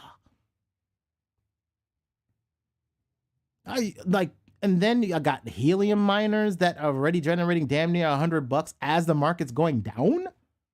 Come on. By 2024, what's that going to look like? Y'all, digital credits, there's clients I'm dealing with that one of them has already put down a cargo container, because they're expensive to get, but there's a lot of them floating around because they can't put them on these barges and all that. So there's right now a surge of containers, right? So you can buy containers cheaper right now. So he's able to grab a container cheap, wire it for electricity, put some solar panels on his property, subsidize some of that energy to go into the miner, and now all of a sudden he can get credits from the government for that. He can put another one on his property, so he can take a piece of business property that he's paying money towards, put a cargo container on that property, and now that cargo container earns revenue for the property. Like, it raises the value of the property level. And he can get carbon credits out of this? Dude, the hustle for when you can go into like the corporate paper hustle, corporate paper digits, man. But what we can do physically, like I know we have a hard time because we really deal with like baseline consumer credit. And that's why I try to focus on telling you got to turn your properties that you live in right now into cash flow positivity. Even if what if you can take 20% of what you have to pay for your rent and that be made by your business? That could lower your rent. You see what I'm saying? That's what people don't even think about. I had to do that because there was no way that the job I worked for, Canon, love y'all to death, appreciated the job, but y'all, come on. My salary for how much I was making money for them was not keeping up with what I like. And then you wanted me to have a car and insurance, and I could barely get there then. And everybody was leaving. All my rides were leaving. I was like, yo, either I have to get a car, pay $3,000 a month in maintenance to this, plus gas. Yeah. And you're not going to give me none of that. Like, I'm not even going to get a $3,000 a month, a year to even pay 1 month of that. Like, nah, man, I'm out. That's why I moved back down here, because they weren't going to give me a raise. They weren't going to give me a promotion, and promotions are raises. And if you're not going to promote me, I'm not staying here, especially if I make you $1 million. I'm out. I am out. Like, that's disrespectful to an intelligent being. Like, I'm an independent contractor. Yes, I work for you. I was an employee or according to them, but not according to Rich Dad, Poor Dad. I'm self-employed. I make a decision if I want to give you my time for that fee. And if I can make better money on my own for my own fee, then why am I going to let you eat up my time? Like, I make more money for Dolo than I can with clients. And then so last year I was like, you know what? I think I can do this on my own. With just where I think I can do with robots, I think I can start trading, and I think I can start getting enough revenue that I can create leverage to not have to worry about getting investment money. So the only money I need to figure out on my own is how I can capitalize my time to be able to generate enough livable expenses, typically $5,000 a month. You want at least $5,000 a month. And then you pretty much can outpace anything. So what is $5,000 a month? That's $60,000 a year. So you've got to figure out how to do that in a month. So you need to figure out what is your client base to be able to generate said thing. I can come up with a newsletter, put it out for $4.99, $5, get 1,000 people to do said thing, i.e. have a newsletter about business and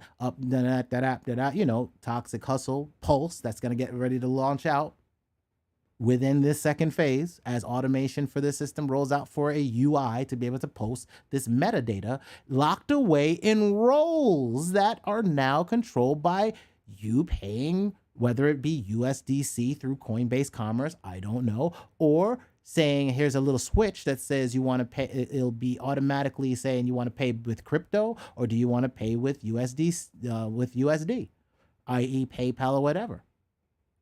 And then I can create an automated system on the back end via Xano to control all of that. And the UI is just yes or no. Fill out this information, submit it, boom, yes or no. Via APIs, y'all, via APIs. So that's my goal. Is that then what have I done? I now have $5 times 1,000, $5,000 a month times 12, $60,000 a year gives me a luxury to concentrate on more content and more code, more music, more utility, more ways that the system can generate more income. What's the new APIs right before next year on the blockchain, and which coins are going to have that? Who has their APIs in place so that we can connect to a blockchain? And now this system can now just connect to the APIs, right? Come on now, stop playing with me. I'm not here to make things hard for myself. I'll wait till you come to me. Who's going to do it? Because whoever's going to win is an API-driven blockchain. So come on with it, Cletus. Come on. You walk over, but you're limping back. I told you, I'll show you how to make this money. And it has nothing to do with music at this point, right? I'm really not telling you about how to mix, master, how to get artists to listen to your ish. I don't have time for that. You don't really make money from a rapper or a consumer indulging in your content. That is not where the money is. The money is in the utility of your property. Is your property on the waterways of utility? What is being done with them at scale? Can you get 1,000 people to hear it? Yes, if it's not to artists. That's not how money is made. Go turn on your television. Sit there and wait for a commercial. Put it on mute. Is it boring now? Okay. Nobody listens to the world on mute. Everything has music. Your music needs to be utility. Understand, you didn't have access to TV, but TV has access to YouTube, and YouTube has now a cable network that you pay $19 to get a premium subscription because you don't want no damn commercials for watching content. And I can take an ad revenue, take money, put it in Google, and pay for ads to promote art, to promote customers. And my customers happen to be like clients that are selling physical products and services. I can take music and put it into productive usage, and now that usage still gets you a stream. Micropayment, like Bitcoin. I just took CD Baby and turned it into Bitcoin for me. And just turned it into a generation engine. Say, okay, CD Baby, you giving me fractions of cents. I just got to figure out which ones are going to give me the most amount of money. I got Spotify and I got YouTube, but ooh, YouTube's giving me more. Ooh, YouTube's got this premium thing. Ooh, we talking video now. That's a little bit more revenue stream. All right, let's go. And then last year, when YouTube made the choice to say, hey, before we were only putting heavy amounts of ads on anybody that actually had a monetized channel. Now we're going to do it across the board. Well, guess what? They did that so that they get this premium. But best believe those royalties from any of the premium channels that stream your ish. Oh, I know those royalties look good. I've shown y'all. So again, my goal is to create a system that can generate a minimum $100 worth of royalties a month. If I generate if I can generate at least $100 worth of royalties a month, you gotta have problems paying $30, $29.99 for a subscription service that helps to promote your ish? I think not. But the proof will be in the pudding, and hence why Toxic Hustle, as we roll out phase 2, is now to get these pages launched so that the data of what we're doing and then beginning to show the revenue and the royalties, and then we begin increasing the royalties. We begin showing what we do, how we do it. And that way we have transparency. Again, we don't have to do it by ourselves, and we believe that every company out there or every individual can be their own corporation like we are. Like if it was, I could easily say Toxic Hustle is just tragic. Easy. Not even worry about scale, not even try to figure about all this other crap about how to handle the scalability and how to have compartmental marketplaces, all that extra headache.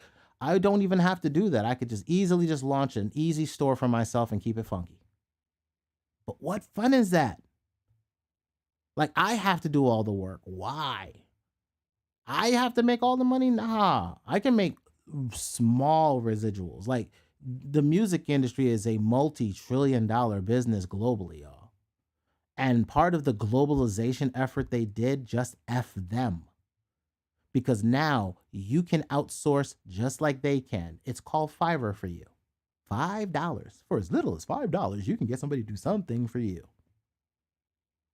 I can get voiceover actors. I can get animation experts. I can get copywriters.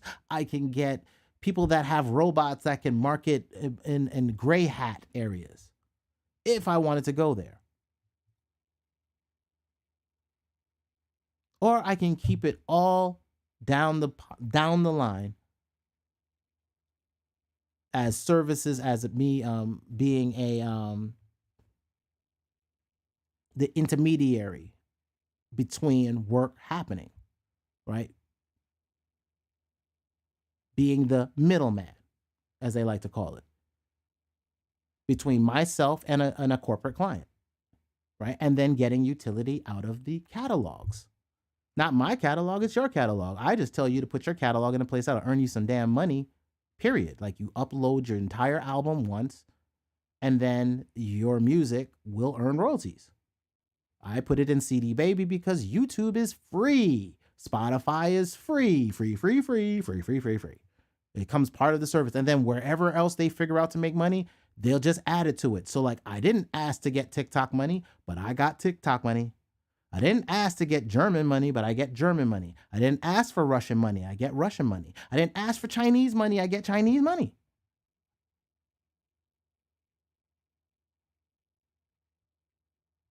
Soon I'll make some Arab money. What, you don't think Saudi Arabia jams to tracks? Come on, y'all. They got the money. So you don't think I'll put some ads in Saudi Arabia with my instrumentals for them to rap on? Like, y'all don't think big. Go where the money is. So I will put my stuff in Saudi Arabia.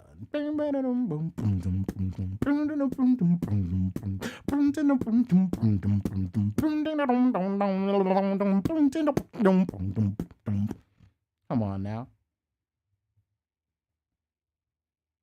I's not playing with them. Linda, listen, Linda. I'm not playing with them. Utility, y'all. The difference between you and every record label is that they have to come up with utility for you. And they take 70% of your whole album to find utility. In today's market, you out your rabbit ass mind. Why am I giving you 90% of my royalties and 80% of my damn royalties for perpetuity of every instance of my intellectual visage, basically because of Prince, your physical visual representation, i.e. hologram type beats, and everything else. So your picture, your idol is under copyright. Like that's it. You're an idol now, and your idol is under copyright under maritime law. Una sanctum operations. So I'm just like, okay, well, look, at the end of the day, we pay taxes, right? And it pretty much doesn't matter who we pay taxes to. And it looks like we're going to be dealing with global money. So since I have to figure out my global money, and maybe America has a hard time, and people keeps telling me I need to look at foreign markets to be able to get my ish off, then I probably need to look at foreign markets that actually have cash flow and have the nerve to tell Sleepy Joe, I don't care how he feels. He can misunderstand me if he wants. Like, yo, I'm going to be over there. They're making their money. I don't have to go there, but my music can go there. They got YouTube. I can pay for ads. They can click on links and see stuff. And I don't have to look for rappers. I can look for businesses who want to pirate the music. Like, again, landmines, y'all. I'm leaving landmines. If you download the music on your own now, and you put it in a commercial internationally, and it gets international buzz, because I already uploaded it and got it signaturized, will be the receiver of said royalties, regardless. Come on, y'all. I just upload it before everybody hears it. I upload it as an album. Boom, I put it up. Bang, that thing goes my videos and the content out and put links pointing back to where they can potentially buy the track. Quit playing. Tell them I quit playing. So now if they buy the track and they utilize the track and then their hard drive, gets a virus and that track leaks out of there, and then ends up going everywhere, and be used inside multiple things, oh well, I'll still get royalties. Bang diddy bang bang bang, right? Y'all, man, it's a different hustle out here. These pennies make more dollars. These cents make more dollars. And you have to treat this just like blockchain. And it's all about microtransactions at this point. Everybody right now in the twist of into the digital economy is still thinking that their services mean shit.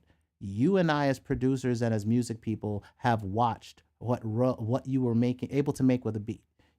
Back in the day, you could make hundreds of thousands of dollars to get a beat to a rapper. Then you could make tens of thousands. Then you could make 1,000 or so. Then you could make 100 or so. Then now it's like $50 a track, $25 for multiple tracks. Like you're getting 5 to 6 tracks multiple for $25 or less. So we've already seen the worth of our music go down, down, down, down, down. Then it used to be $9.99 for a tape, 11 something for a CD. Then it was 99. It's still now $99.99 for all you can eat of everything, and you get micro transactions. Like it's like it went from you can't make no money to now you can get microtransactions. Okay, so there's your microtransactions. Now you got to go on multiple platforms and get thousands upon thousands of plays every single month to generate a decent royalty stream. So then what do you need now? You need utility. Where is your utility? Upload it to CD Baby, put it into videos like quote videos or meme videos, upload it to Facebook. You can make royalties because you make royalties on Facebook with CD Baby. Upload it to YouTube. You can now make royalties with YouTube and stream, and then make a channel that just handles that, or do anime, or do something that people care about, and then just put your music behind it and then put it out. And earn the microtransactions. Share the link on multiple places. Put yourself in a music playlist on Spotify and share the Spotify playlist link in a Spotify playlist group on Facebook. Or share the link in a Twitter group and put it out. Like links, link backs, those are still important. Click on them, let them go. So Twitter, where you can click on something and go. Why do you not have a Twitter account? Why are you not posting those things that are your landmines? See, if you don't have a landmine business, then of course you're not going to think that way. The minute I realize I can make money from my music on YouTube and Spotify and Facebook and all these places, Instagram, like Instagram's still Facebook. If my music plays there, I'm still getting royalties. Why? Because CD Baby pays me everywhere. It's like American Express. It's everywhere I want to be. And I don't pay extra. So, like, if you're on that other freaking platform, what is it? Like, I spit it out of my head, though I know I need to keep it there. Oh.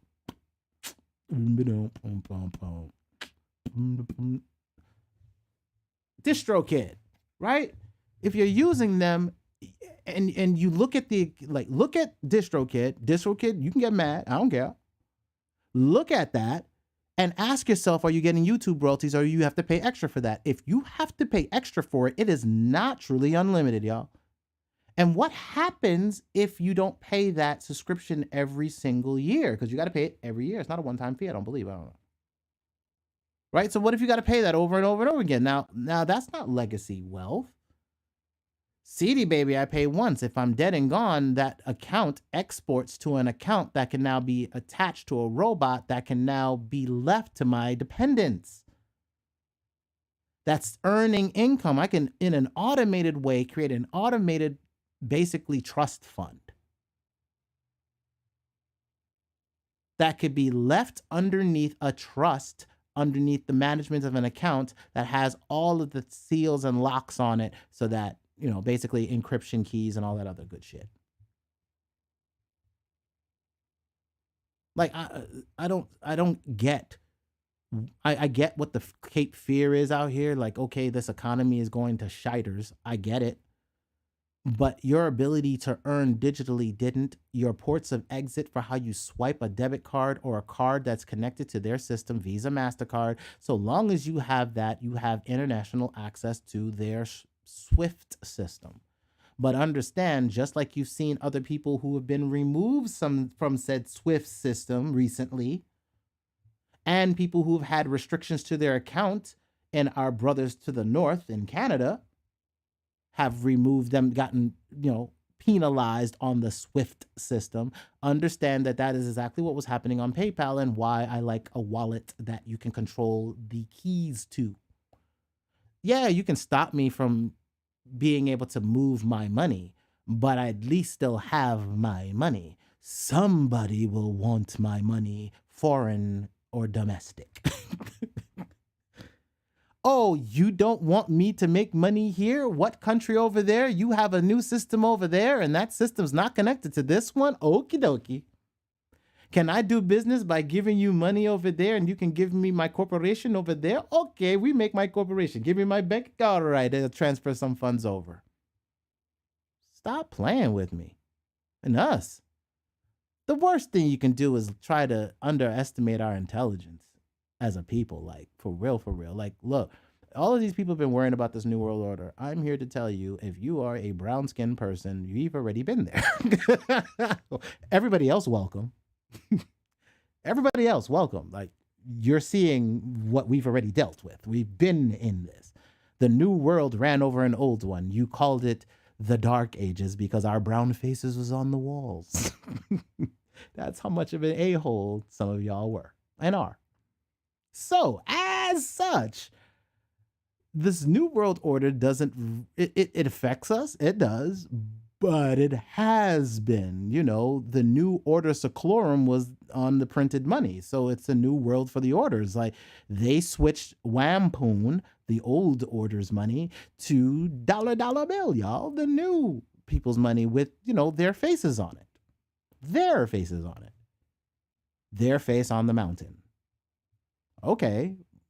Plymouth Rock landed on whom? All right. So look, we don't control ports, i.e. waterways, but roads are waterways. And since I don't want a bunch of cameras to keep deducting credits because I can't see that I got to keep abreast of your 40 to 45 to 35 mile an hour flips that you do to be able to create these speed traps to make money for free. Well, then I'm going to navigate on digital waters and open up more digital ports so that I don't have to deal with navigating your maritime roadways. Especially when gas they're talking about gas to 200 in the next coming years. Like, you think that we're going back before Rona? Rona, we were already on the outs. Our economy was already on a way down because automation was already getting people laid off. The white collar jobs are first, y'all. And if you're not in the white collar job, you don't really have to worry too much. A plumber's still going to be a plumber. A robot ain't going to go under the sink or go into the toilet to clean out your ish. Not right now. You're still going to have somebody come install a water heater. But a taxi driver, I wouldn't be too, like, Uber, Lyft, Amazon driver, I wouldn't get too comfortable with that ish. By 2025, they talking about full automation. Yo, I used to be an Uber Lyft driver, y'all. I can tell you right now, especially with no parts. Oh, this is a dummy mission. It was a dummy mission beforehand. It's a dummy mission because with the part shortages, your car breaks down. You getting tickets for bulbs and this and that going out. Man, those are going to hit into your pockets a little harder. Again, I look at the analog in a real simple way. 1999, I stopped going to recording studios in Manhattan, paying $5,000 for these sessions, and decided I'm out. Y'all are playing a dummy mission. This thing is going to be in everybody's home. Everybody's going to be able to be on a laptop in some form of fashion and make production. I was saying that in 99, and look at us now. I am telling you right now, you are a label now. You're the label. You, yo ass, yo brown ass, pause, but you. If you were complaining that you're not getting distro, my nigga, it's you. You ain't got your shit out here making your royalties. It is you. You ain't out here getting eyeballs and ears, which is the only thing these suckers do. Want to put a C in front of that. But that is all they do. They get you eyeballs and ears, y'all, radio and TV. And both of those you can get for yourself now. It's called Spotify and YouTube, the two largest distribution outlets on the planet, next to Apple, of course. But I don't make as much on Apple. I make way more on Spotify. So I'm going to focus my focus. Yes, I know there's Tidal and blah, blah, blah, blah, blah, blah, but I don't give a fidge nut. I gives 2 Cambodian fidge nuts. I give 2 Tartarian fidge nuts.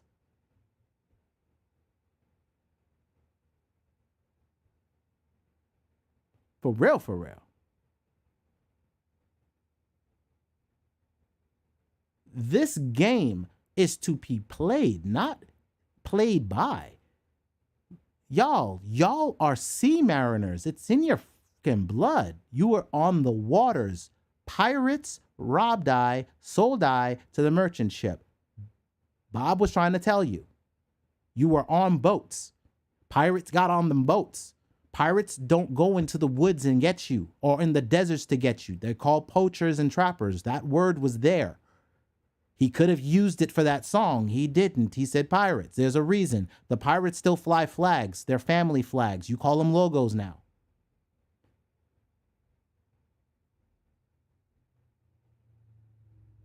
No, they were straight belligerent with this ish, y'all. Y'all are maritime people. It's in your damn blood. Yo, you know how they say those that are not are greedy as hell? What were you doing, y'all? Go back into the 3 a.m. room. See how flossy you were with all them statues and your gold and all of that. You were swaggy as hell. You were doing the same thing you're doing now. Big ass gold chains and cars. You know, back then it would be horse and carts and chariots and shish. Y'all be some gold chariot ninjas. Y'all got to paint your whole sarcophagi in gold and ish. You know what I mean? That's how flossy y'all are. So stop playing. Y'all still doing the same ish that Pop was pissed about. Like, yo, I'm going to tear down Egypt again. I'm going to yoke y'all asses up again. Y'all don't get it. And this whole commerce things is yours. Like, it's been yours. The whole rolls, the ledger, we're getting ledgers back, y'all. Like, that's all this is. Like, this whole blockchain shit is just saying we had the Alexandria Library. The Alexandria Library was the largest ledger on the planet. They burnt it the hell down because they didn't want to deal with the debts that we basically had on them. But we got greedy. We're supposed to get rid of debts every 50 years or so, and we stopped doing that ish. We got mad greedy, and then people get pissed because, you know, oligarchy type beats. Same. You know, somebody's dollar's number one. They own the world. That dollar begins to get mad greedy. They usually have gold, silver, whatever for it. Then they debase it, you know, make it less and less of itself, having less of the actual mineral in it. It has more and more impurities in it, to the fact that it's not worth what it's printed on anymore. It's the same ish. And then they burn down the entire ledger because now they need to get rid of the debt. Well, now we have a new ledger, right? This debt needs to be wiped because it's their problem. Most of us are just third grade citizens on this ish. We're just, you know, the debt clock type beats. But in a minute, y'all corporations, your individual businesses will be able to earn that $600 that they've been looking to get them 1099s on y'all for. That's why they want them bank accounts at $600. Because that's no different than when I have to work for a business, venture capital firm, and I do graphics for them, websites for them, videos for them, commercials for them. If I make over $600 as an independent contractor, I have to get a W-9. 1099. They're not being cute and clamorous. They're saying your Social Security just got privatized as a business. You are now, all of y'all, independent effing contractors. That's what they're saying. You are now an independent contractor. That's why they want that $600 in your bank account to see it. They know you're going on blockchain. They know that you're going virtual. They know that you're going to have multiple hardware and machines running out on these streets to make money because they know they can't offer you crap right now, y'all. They can't offer you a damn thing. Nothing. They got nothing. Linda, listen. They have nothing, Linda. Absolutely nothing, Linda. What do they got? Show me. Prove me wrong. Like, I'm one of those, I'm a Sagittarius. I'm cocky as fuck, especially when I know. What I know, because I take years to study my ish. And I've been spending years on this ish. This is not me just being cocky just for the sake of it. I'm cocky because I've been telling my peoples for years this crap, and some of them didn't listen. But y'all is my family now. This y'all is tribe and musical geniuses. I respect MG for allowing us to brother up, sister up, and try to do this as a tribe again. That being said, I want to make sure you make your money. I'm telling you where I'm going. Rapper Tragic, my music, hold on. So some of y'all, I see we got a bunch of people coming in here. What's up, everyone? Glad you're here. I am showing people how I'm going to take my data from Twitter. I'm not going to show you today, but I'm telling you on the dev, Twitter.com, start grabbing my data, begin to utilize that data to get utility for my assets and music classes out on these streets. I want to take some of MG's samples and get them out so I can prove utility outside of myself so that I can then go in the tribe and grab other stuff and do the same thing so that everybody can begin to get utility out of their projects. What I tell you right now is if you want to make your money, put your stuff on CD Baby. DistroKid is getting you for YouTube stripes. If you're not getting YouTube free, and you're not getting those royalties, then you're leaving money on the table, and that is stupidio. Get your money, little duffel bag boy. And those little royalties, those little pennies, those micropayments, no different than every cryptocurrency out there. The biggest cryptocurrency for a producer / rapper right now is Spotify and YouTube. Those are your biggest generation for microtransaction payments on your royalties right now. So I would be trying to put everything I can into getting my material on those platforms to earn. I do that with CD Baby. Put it up once, wait 4 to 6 weeks. Now I can start promoting my crap. I can put it in videos for my clients. I can utilize my own ish. I got utility right there and then. I can make a channel specifically for motivational videos, y'all. Put my music behind some motivational videos and earn royalties on that. Stop playing with me.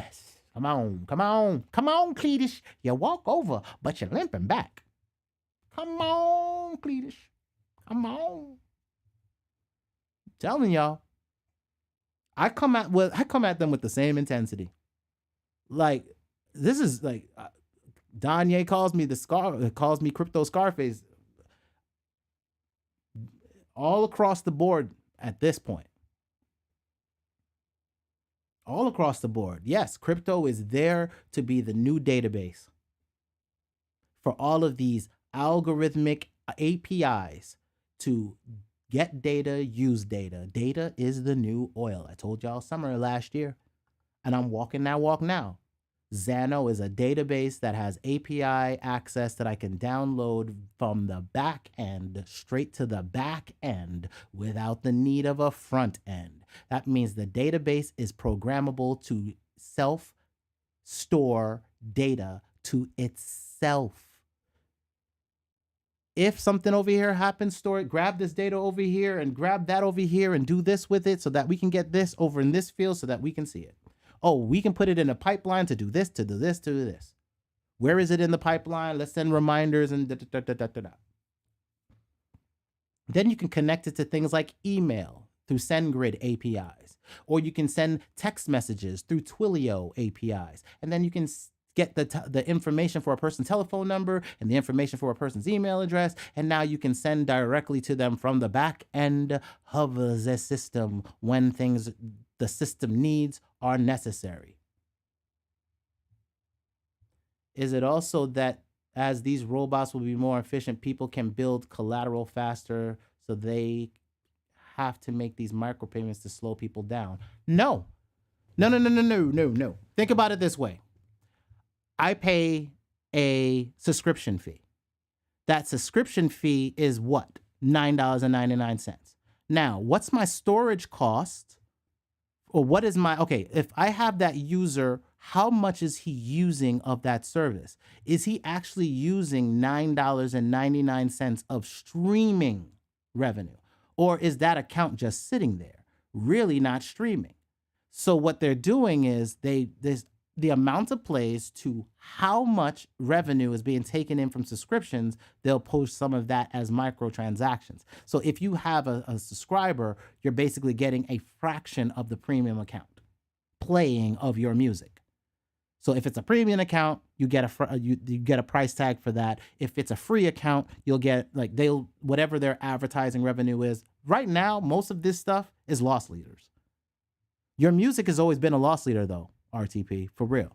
Like your music was $9.99 inside the store. How do I know? I used to work at a place called Music Factory here in the lower South, right? You can think of that like Sam Goody or FYE if you're up in the North. So I worked at a place that used to sell CDs mostly, and then they got into DVDs heavy, and that became the thing. There was more racks for DVDs then as the music CDs began to get smaller and smaller and smaller. Then right around that time, Spotify got launched and the rack became only 4 racks. This is right around the time that Netflix was beginning to blow up. So we were already going into this microtransaction thing. So again, like Netflix, think of that as video. If I have a movie or a show and Netflix takes it and I'm on the other side as a creator, I'm going to get a micro payment for every single time somebody's streaming, which is why they send all of those streams up front. Basically Netflix was like, here, if you have a show, give us every single episode now. We're not going to do weekly thing. We want them to binge. So it's really to the point where their economy is, we're going to pay you. We want you to get comfortable getting lower fees, because what we're going to do is get you more visibility on the amount of eyeballs we have access to. Right now, that format for us is the videos. The video business still hasn't opened up completely to us like that to get into a Netflix and all that, like we can with being on Spotify. Like easily go to CD Baby, boom, you get distro. And I'm sure there's other places that can kind of be a CD Baby for video. One of my partners in North Carolina has a video series, a web series, and he distributes online. Right now, there's going through crisis with that on Vimeo, and how much they want to charge you now for their services, because hardware costs, storage costs, so everything costs money. This is again why I'm doing the developer stuff here, and I have to answer all these questions for Twitter, is because they want to know what I'm going to do with their data. They know I'm going to make money off their data. They know everybody's making money off their data. They're just trying to figure out, am I going to use some advertising? Maybe I can get some money out of you. So we just have to understand that when we were back in the music industry, back on the shelves, it was $9.99 for a CD, right? And since you paid $9.99 for that CD, let's say if I'm music media play, because I was a warehouse manager, on my receipt for what it was bought by the company, it might have been $10. So we're already losing a penny for every single one of the CDs we sold out the door for that $9.99 price point, because it's supposed to be $11. So what we do is you got that first 2 to 4 weeks where it's at that lower price, and then it raises its price. But by then, all of the shopping has been done in those first few weeks. So you and on your contract back in the day, which I told one of my homeboys, same person, Ty. We looked at his contract for Bad Boys, and I was like, yo, you're not going to make enough. You make the least amount of money the first 4 weeks. So your royalty points are actually lower on a label the first 4 weeks that they're getting the most amount of sales done. And after that, you make royalties off of the 11. But then you still don't even get your royalties for 6 months. But by then, they took that money, put it into a fund. That fund has earned interest, and they paid you microcents.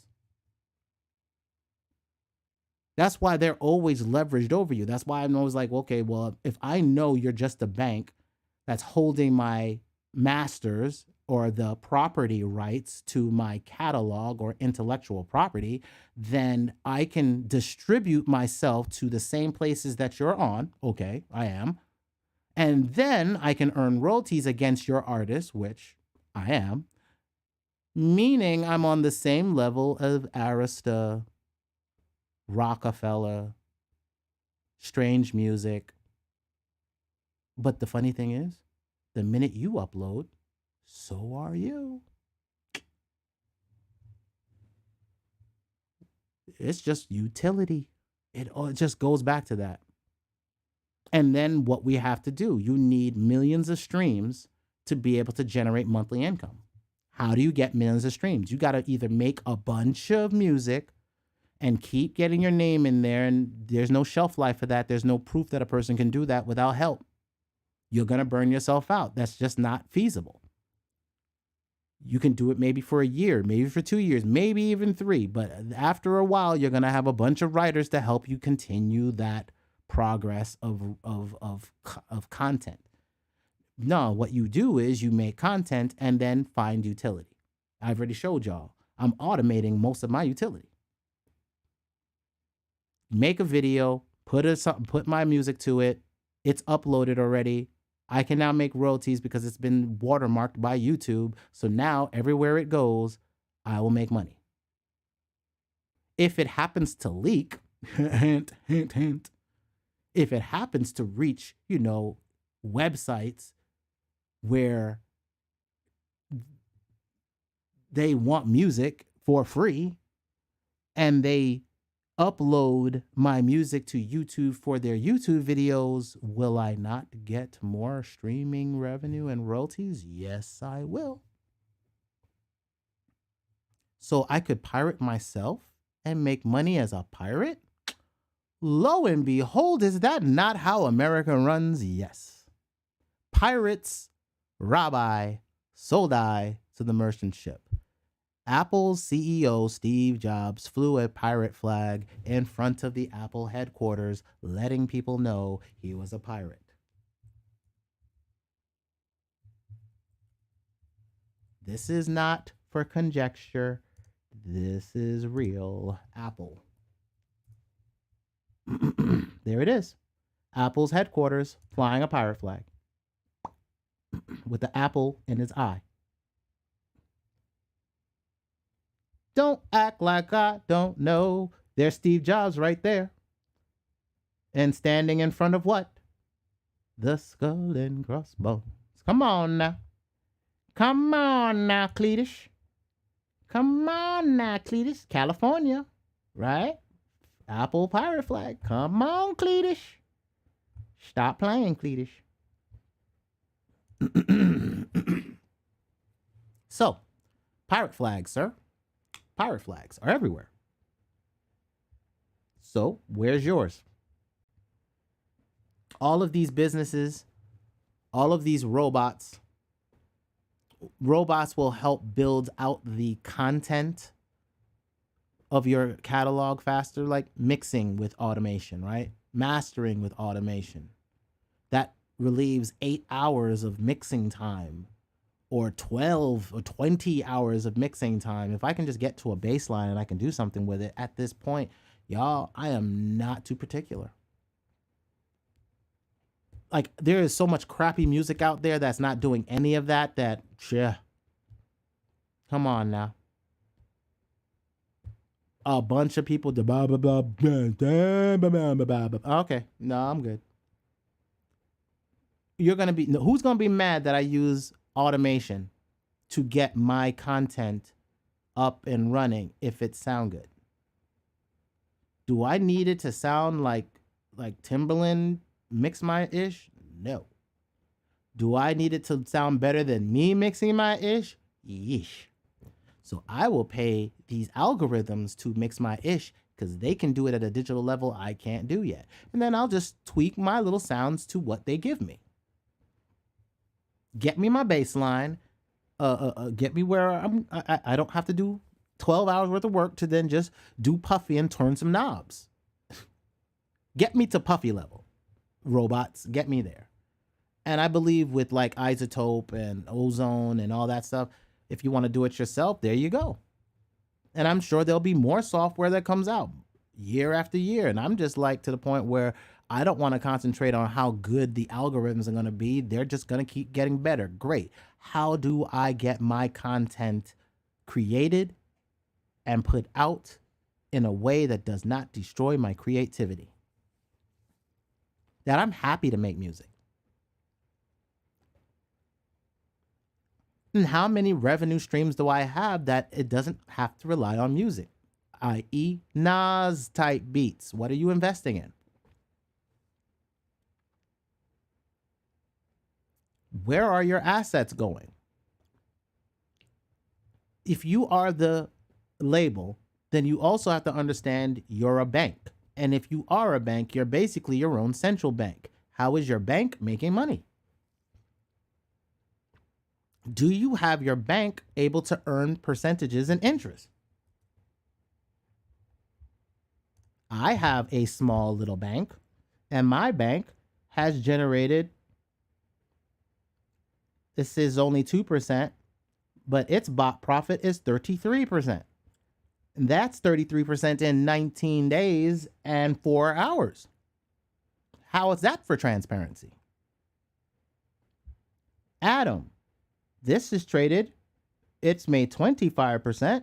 We've done 32% on this. 27%. Now with the market, because I'm shorting the market, because I believe the market's going to keep going down past April. So I just held my shorts. Right now, market's going up, so my shorts are going down, right?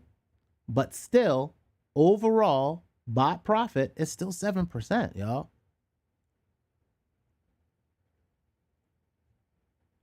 And I'm not doing hopium. Like, I bought my Bitcoin shorts at 99 cents. They're like down to 82 cents. So I've lost money on where I purchased my BTC shorts to where they are now. Does it look that way though? It's only made 2%, but I've made 27.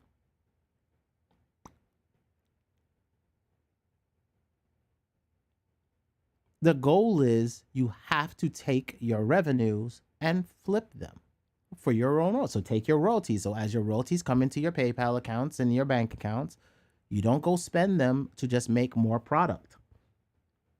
Like I'm not immediate, like right now I'm getting ready to do product, but I'm not using my assets to do that. I'm letting my assets compound on themselves, getting myself a budget. How do you make budget? You can't make budget on just the music alone because music can't just be your music. For the most part is a loss leader to everybody. So what I have to do is find profitable investment for my properties. My properties are my intellectual property. And then I put it to a place, CD Baby, I upload it. I then get those streams going. I let those streams generate more revenue, then put it to a robot and keep adding to my bottom line. In a minute, I'm just going to be on the other side of this because I'd rather just earn the Bitcoin, even if it's only 3% annually. 3% APR monthly. Like it could be like 1% to 1 to 3% to earn Bitcoin monthly using this robot. Even in this very choppy market. We're not crushing it, but we're not in the red. I've learned how to balance out some of these tides as it drops. Being able to have my robots kind of like not just try to buy the dip, buy the dip, buy the dip. I want to buy the sideways before it drops again and buy sideways. Maybe even let my bots play for a whole week, not even trading. And I'll lose my percentages on those and my percentages will go down. But if the market makes 2 standardized drops on me in a short amount of time, this one has been stable. Adam's been actually very surprising that it's pretty much just played sideways. Phantom has pretty much ran to the bottom of my trading and I've had to catch it a few times. Same thing with Ether. I've had to drop this down and I've started trading again. Like I let it play out, it dropped. I had it covered here, this trailing stop. I started using that. I'll show you where that is right here, trailing down. I use my trailing down as basically a break. So now if the market just drops on me and I then could come back in here, turn the robot on, because I want it to be able to then, I want to know we found a bottom before I make the robot start trading again. So I feel like we got a bottom. So I'm hoping that it keeps playing in this channel, going like this and potentially can come back up a bit. So we'll see. Depends on how the rest of this week plays out. But again, no hopium. I'm allowing the robots to make the revenue. And then I just want to add more revenue to the entire thing, which is, how do I get my royalties? How do you make subscriptions? How do you sell products? What products are you selling? Part of that I showed you in the Discord up here. Printify has APIs. I can do print on demand. And in the future, NFTs, I could have you hold an NFT, right? And say after a certain amount of time, you'll just receive a shirt that you can either allow it to go into a system to sell, and you can earn royalties from the sale of that product being minted, or you could have that product be minted and shipped to you. See what I'm saying? Which now could create scarcity to a physical product that actually has a digital contract on the blockchain. See, when they figure out that we're now basically going to have robots writing to the chain, all of a sudden, what these NFTs will be able to do, like right now, they have no utility. They don't do nothing.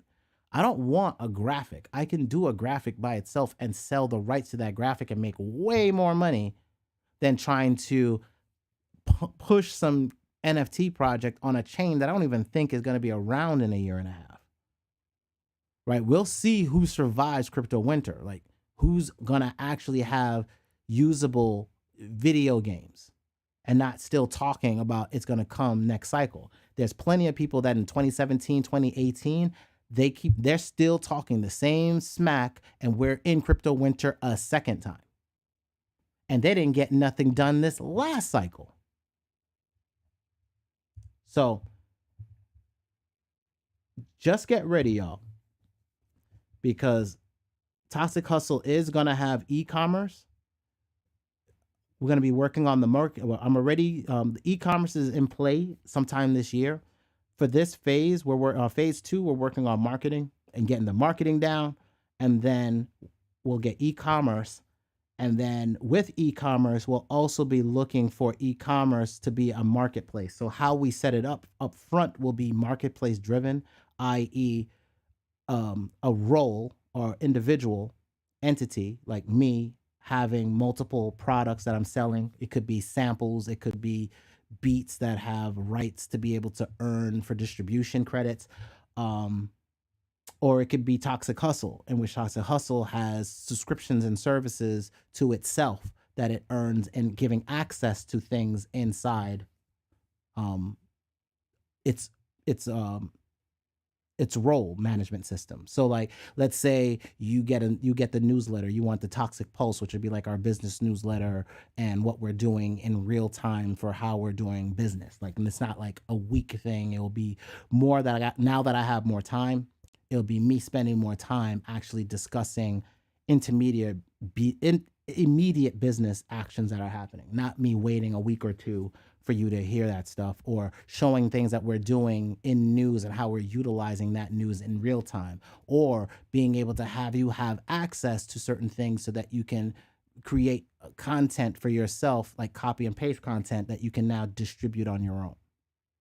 Right? So this way you actually can use the information that's coming from Toxic Hustle Pulse as a way for you to be able to build your own type of business-based content for your own media company and be able to expand others into your media brand. So that could be a thing. So again, that is basically having a marketplace where somebody like, let's say if I have MG and MG has training resources that are only available at Toxic Hustle, that would be the marketplace ecom. Or somebody else from the tribe is creating, they have their own website and then they want to do their own course on their own site, but just want to use Toxic Hustle as a referral. Like, hey, this person in the tribe has their own place and we redirect and we pay for people leaving our site to, right? So we're looking at an advertising model where internally we are our own clients. Like I am Toxic Hustle's for one of Toxic Hustle's first clients. My girl is Toxic Hustle's second client. A manufacturer / distribution outlet that she's working with is our third target client. All of the I have a venture capital firm that I work with is like a fourth target client, and underneath them they have multiple clients. All of those clients are going to want videos. All of those videos are going to need music. See what I'm getting at? Utility. Real-time utility, not sometime what kind of. It's very simple. You can become an advertising agency, tie your own music to some type of video, get it uploaded, and earn your royalties as long as you've uploaded to a place where your royalties will matter, which will be like YouTube and Facebook. I think they have a signature system, or they're working on theirs. So that is what we are doing, man. That is what we are doing. Let me see if I made sure I got everything that I wanted to talk about. Let's see. Jerome, we ain't got no economy. I showed you the markets. They suck, but we don't care because we're worried about earning.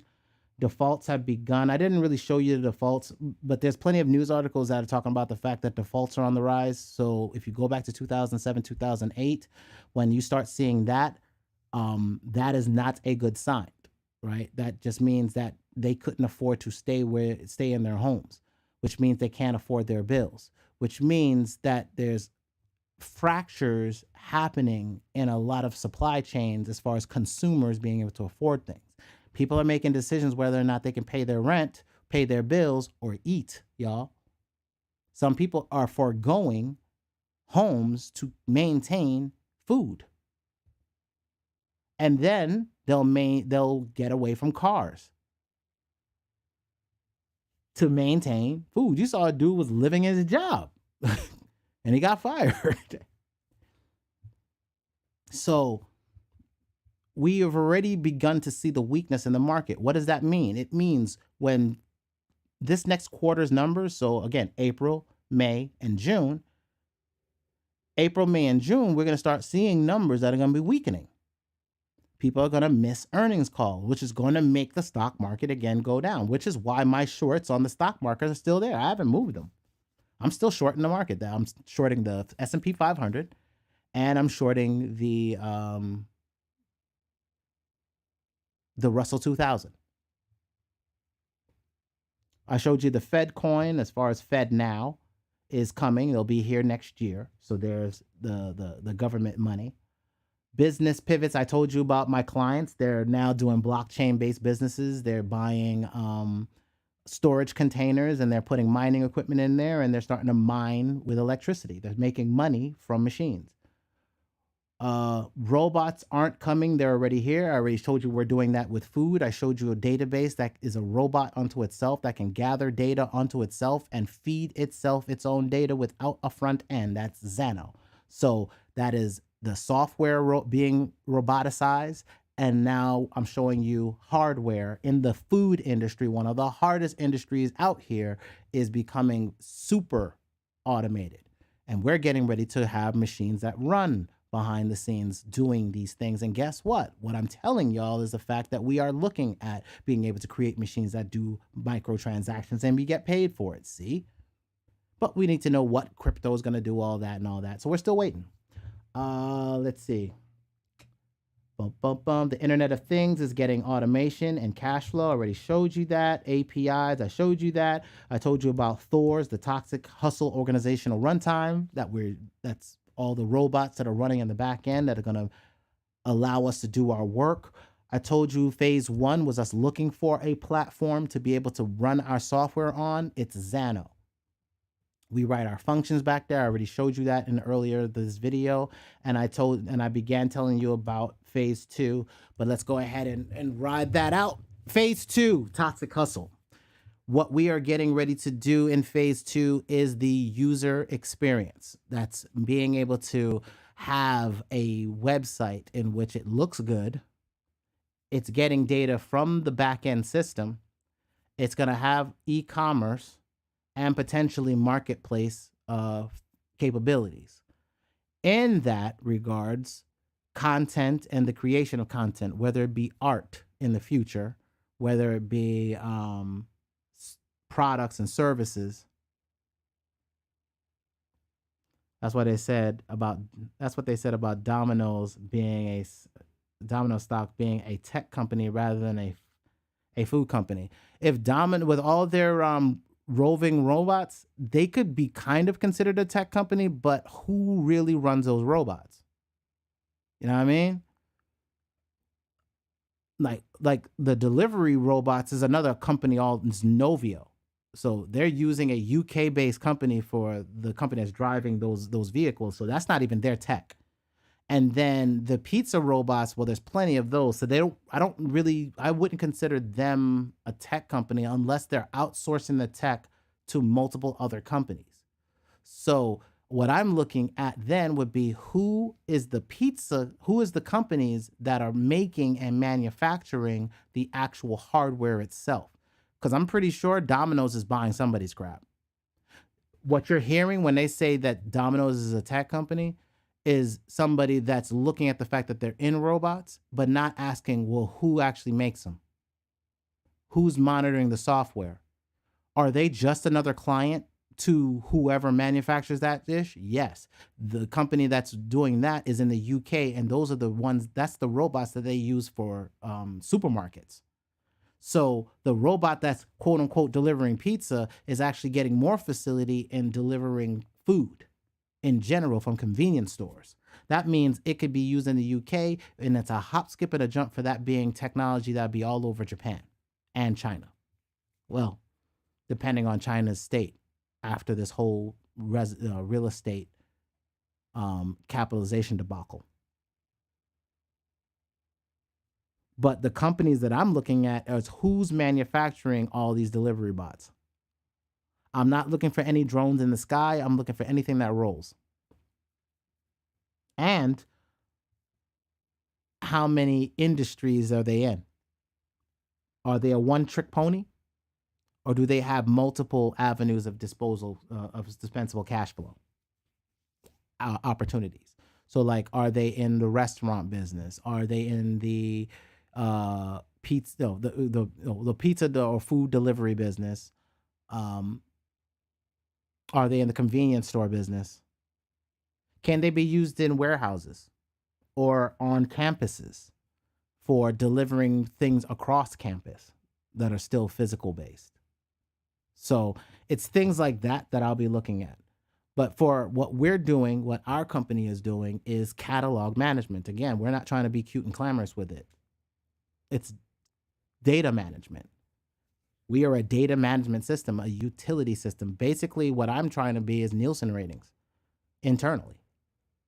How do I know where my music is, how many streams it's had? Because I can utilize that to know how much revenue I'm generating. And if I wanted to get a loan on my catalog, I could do so. Then I could take that loan on the catalog and I can put that behind a robot and I could trade on it. I am simple with my ish, man. This math is simple for me. I can buy hardware, yes. Or I can take dollars and put them into profitable expenditures, into hardware, and or I can put them into trading. So most of our strategies for this year are for what we're doing now is to begin to have the UI, the experience is able to take your data, you upload your content, or basically being able to say, hey, all right, well, here's my API key to my Spotify. And now I can be able to have the system encode that, put it on the back end somewhere through a function, and that's stored on the server so that now the machine decrypts that to use that API key to make a call,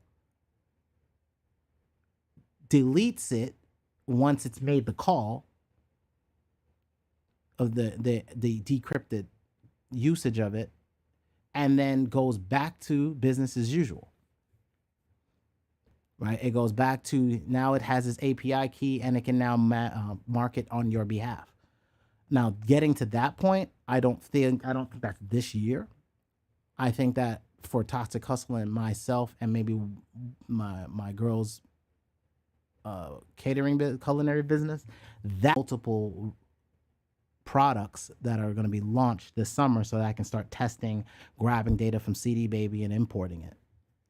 And then how do I use that data to now have, like I said, a Nielsen's rating so that, again, even if you think of it this way, there's two stratagems right now. There is intellectual property, being able to get loans for property, 9 times income, earnings, right? An asset is 9 times earnings. So if I sell a business, I could sell a business at 9 times earnings, or sell access to the business at 9 times earnings.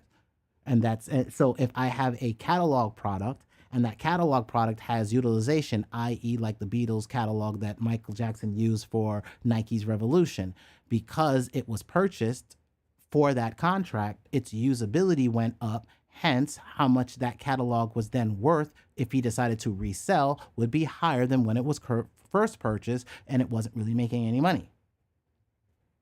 You take the asset and you can push that up. You can then, if you want to, take a loan on said asset because it generates and you're paying taxes on that, right? And you're putting it to investments and they're seeing that, oh, well, they've taken the revenue for sales. What's going on, Current?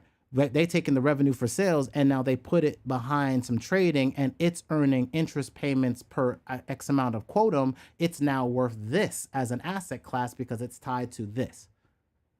And now you can take that capitalization and say, I want a loan 9 times on that, or give me 5 times on what my asset generates. Okay, you get that loan. You can either buy real estate property with that, or you can put that down as more collateralization to other hard assets. So at the end of the day, it's collateralization for your intellectual property to get a loan. Now, what can I do with Bitcoin? I'm going to begin stacking and earning USDC to then begin buying BTC after April's May wash up. Start buying it because at this point it'll be 30 something. And I can start accumulating again. Even in November, if it drops down to 28,000, which I feel it's going to do because we know November is a big dip time.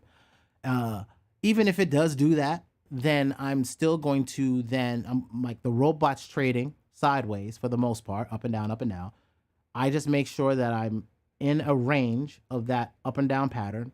And I just allow the bot to play in that wheelhouse for a while. Right now, I've been real short with it. I've been sniping. But soon I'll just put some Bitcoin on there. It's earning, say, 2% a month. I'm not really going to care. It's set it and forget it. I need to get more assets. And then I'll compound and add more to the coffers every month or every 60 days or maybe every 90 days. And slowly but surely, my tragic account will have capitalization to either I can liquidate some of my assets to be able to be used on chain to make my NFTs free, or I can sit there and take them or cash out and be able to buy physical assets that earn me revenue, or not cash out my Bitcoin and get a loan on my Bitcoin and buy physical assets, i.e. land. With the loan, with my collateralized Bitcoin. Stop playing. Right? So at the end of the day, I'm not from here, I'm telling you right now, from here to 2024 halving cycle of Bitcoin, I am not in a buying time. No, it's just 2023. Sorry. From here till 2023, I'm going to be taking small bites, maybe $5,000 at a time, but I'm waiting until the second quarter because I want to see what the stock market does when people miss earnings. When all of these fools start talking about, hey, we missed earnings again. Hey, we missed earnings again. Hey, we have to lay off some more people. The stocks are going to take a smackdown, and then I will look at where Bitcoin, because it's going to fall down with all that happening, and then I will look to buy a snag of it. But then I'm only buying bite-sized chunks like $5,000, not to hopium that it's going to go back up. No, I want USDC BTC trading pair to earn 2% APR monthly. How's that? How do I know that? Let me show y'all something. Let me show y'all something. This is KuCoin. I'm going to create a new bot. I'm going to create a sideways bot. I don't have enough money right now, but that doesn't matter. I'm going to go USDC /BTC. Hold on.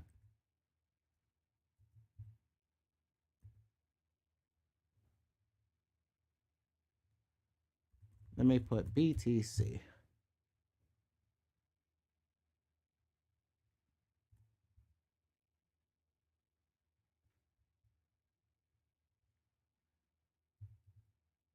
There we go. It's BTC USDC. It's currently making 4%. It made 4%.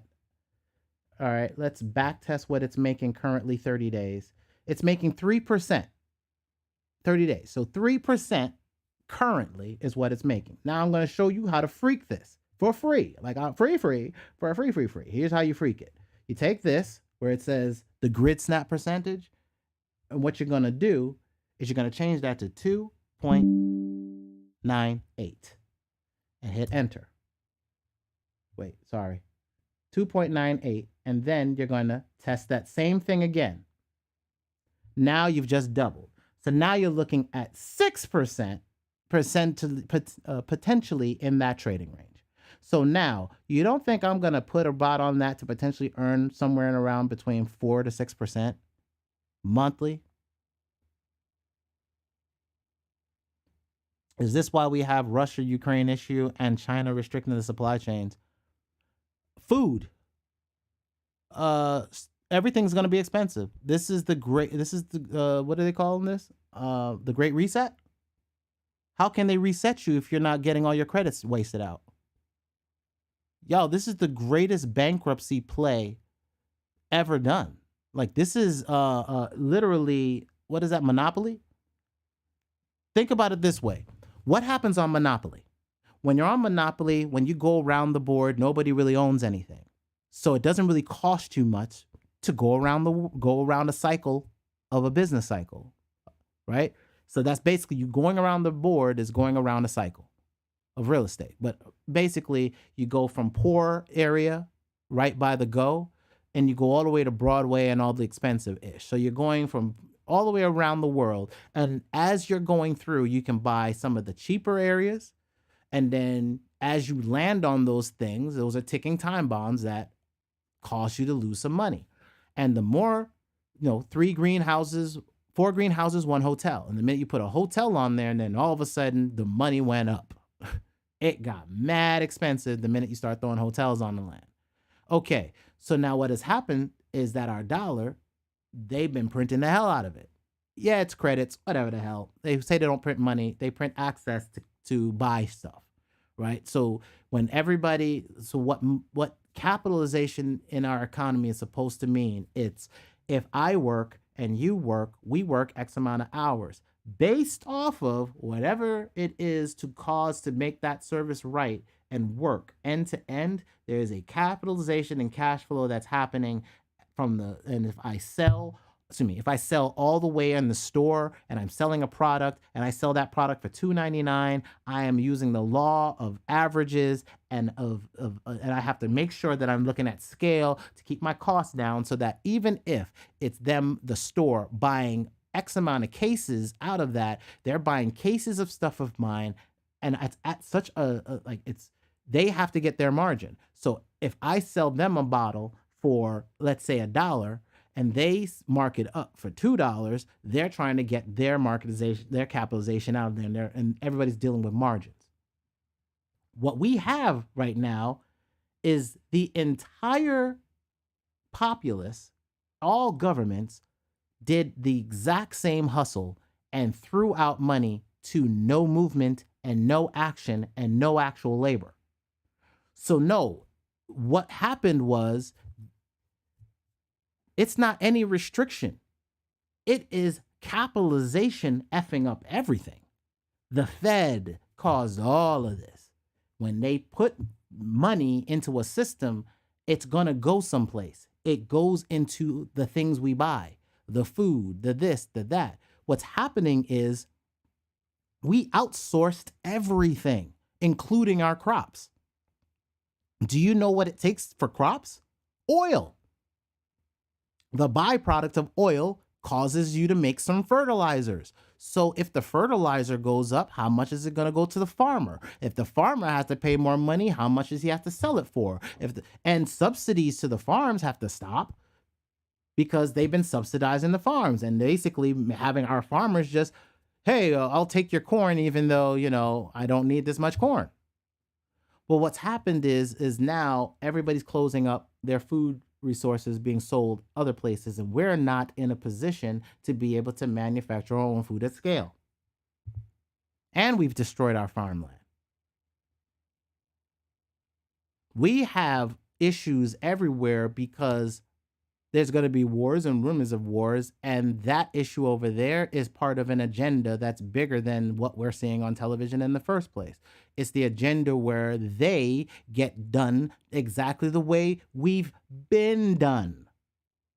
Remember, the New World Order ran over the old one, and everybody's getting the same treatment now as we've had for 400 years.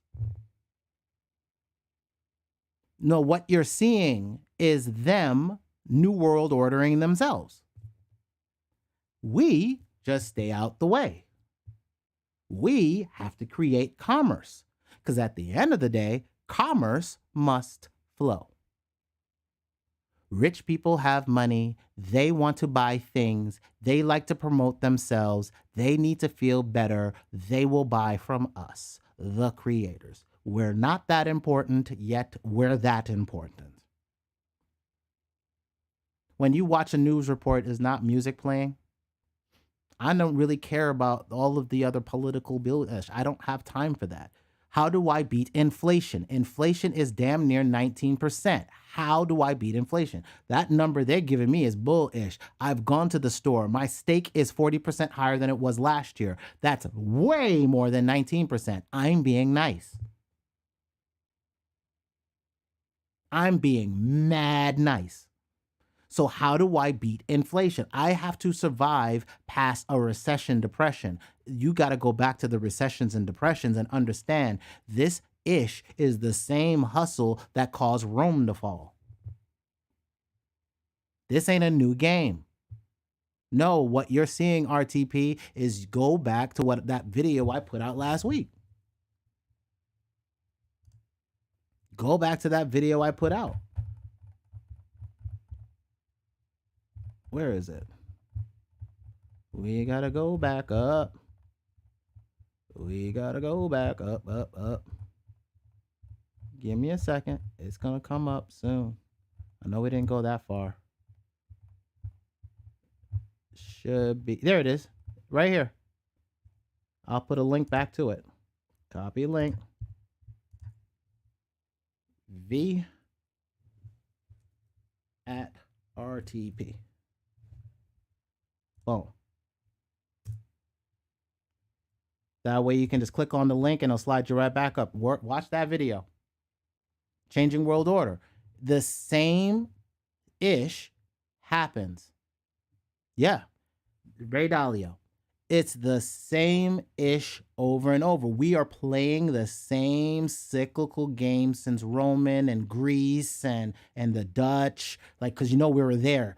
Our faces on the wall. So we got to understand the stories they're telling is kind of ours as well. Because we were the Romans, we were the Greeks, we were the Dutch, right? We were all of those. So if we were all of them, their folly is our folly. People printed money. They had a stabilized method of exchange. They changed that method of exchange to print more money.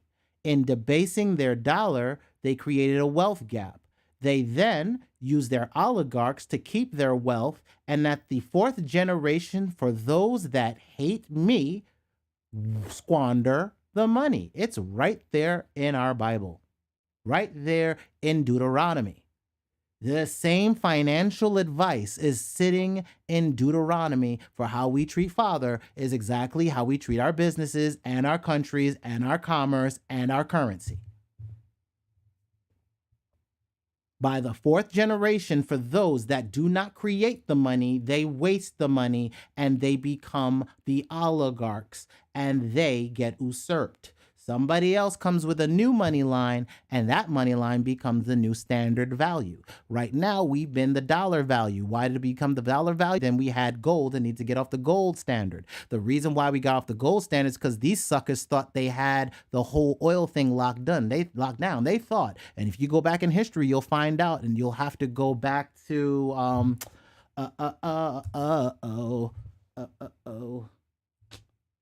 oh, what is the name of that?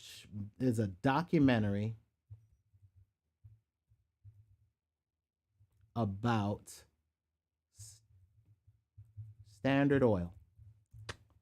Boom. So you could go here and look up anything about Standard Oil and John D. Rockefeller, right? And then look at how they felt about oil. They thought that they had an unlimited supply of it. So when World War II ended, they wanted to oil standard.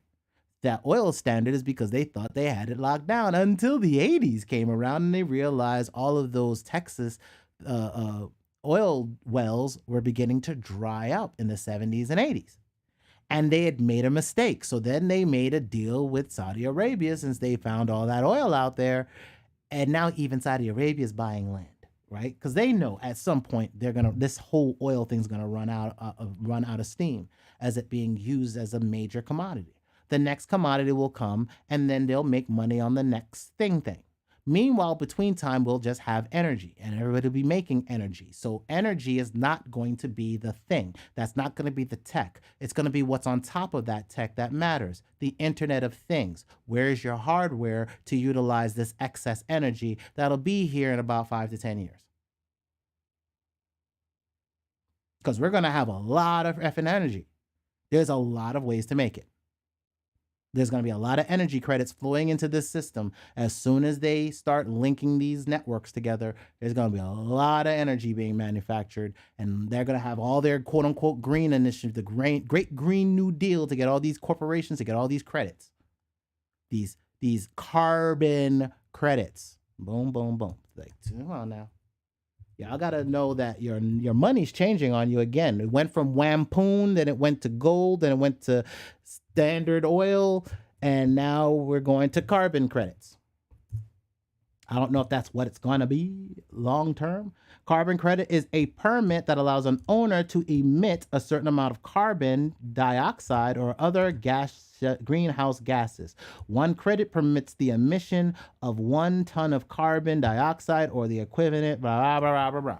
Now, what can I do? You can always, if they create a way for you to have to spend money on a credit, there's also the reverse alternative in which that credit system pays you. What do I mean? I mean, if I have a home and I put a solar panel on it, And currently, when you have that little machine that, on the back of your house that just logs all of that stuff, you can start to make that machine go backwards.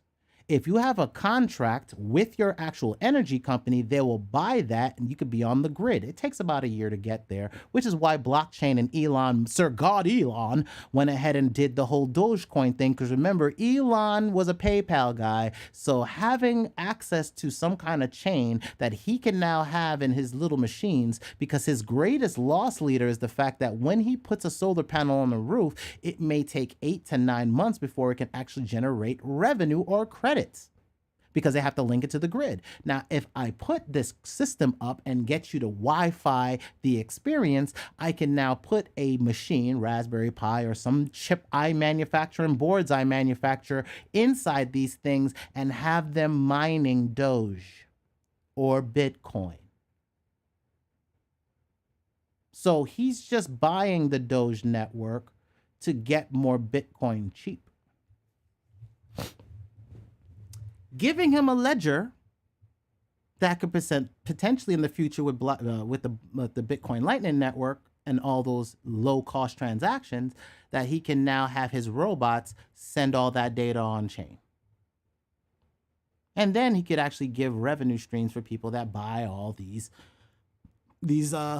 solar panels and power boxes. So what you can do is when you put those things on your roof, you can have the money being made by mining, and you'll have the money that when it's on the grid and and the grid is paying you, you can actually have them mail you a check. But what happens when it's not just solar, it's wind walls?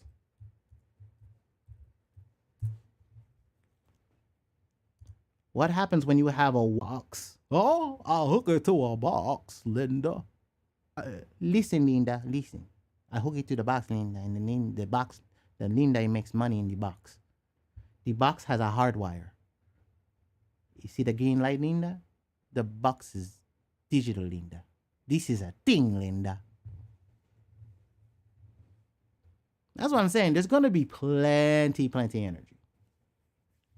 And when they get their carbon credits for reversing, being able to build companies that have wind walls and solar arrays, and they limit, their mining facilities are doing transactions that are not harmful to the environment, they will get loans and special initiative programs and credits for doing all said things.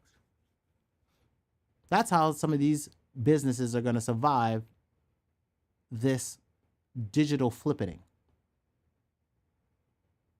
where analog continues its slow, agonizing death. Everything that you see analog is being modeled digitally and will soon be functionally running digitally. Let me show you something. I just got a message from Real Illusion the other day, I think this weekend, and they're doing something with Omni. Hold on. Let me not go to their website. Let me go to the YouTube site. And I really shouldn't be trying to load browser while I'm streaming, but I just got to do it.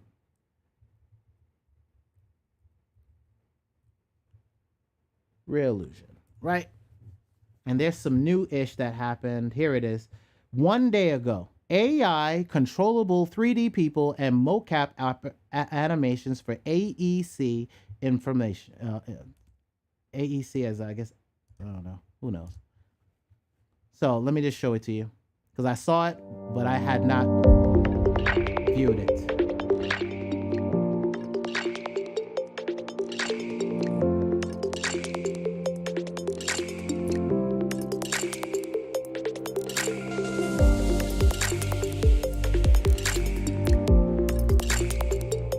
We can turn off the music. You can see music, bong. So this, I could sit there, put my music behind it, and put this on my own page.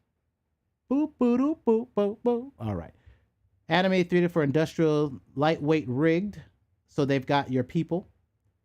They have Reallusion has this actor stuff, so you can get all these actors to be in whatever scenes what you want.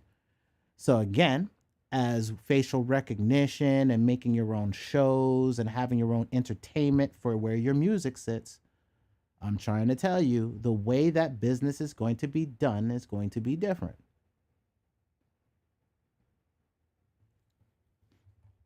Right? So now they're making programmable, viewable environments. I can now create scenes where I'm the character up front and have all this stuff going on in the background, export that as a MP4, upload that to YouTube, and I have a video. This is going to change how music videos are done, y'all. And you're talking about we can interact and have this be programmably done to do certain things and trigger points and all types of stuff, like how we build shows, how we build music content. And again, I can build 3D environments myself or pay for 3D environments myself. And those 3D environments in the future could be uploaded to metaverses and people could interact with your sets.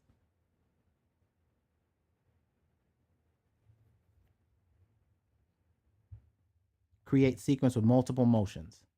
And this is inside Omniverse. So this is inside NVIDIA's, wait, is it? Let me see where this is. No, that was actually, okay, here it is. iClone and Omniverse. So this is the next thing. So he's doing this in getting this animation done, getting all these animations set up.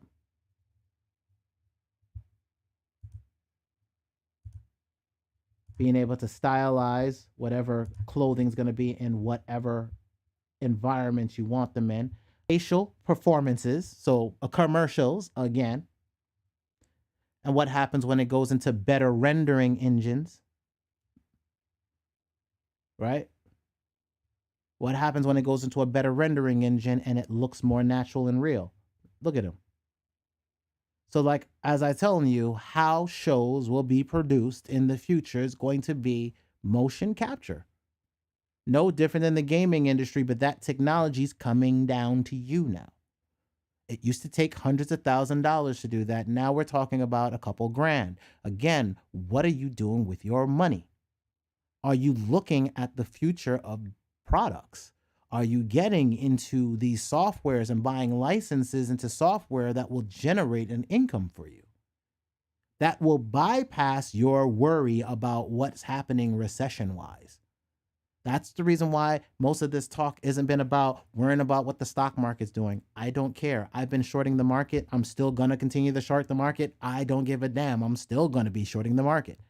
Why? I think long-term, we have a crappy economy and have had a crappy economy. And everything that I've seen is saying that automation is going to get more and more in depth and taking more and more physical positions of doing things. Like, do you know how many animation professionals who spent years to figure out how to hand code all these animations? Do you know that they've spent hundreds of thousands of dollars to go to class to learn how to animate manually, only for a black nigga like me to come up in here and pay $1,000 for a motion caption suit? And no loan, no student loan. Right? And then we have these environments.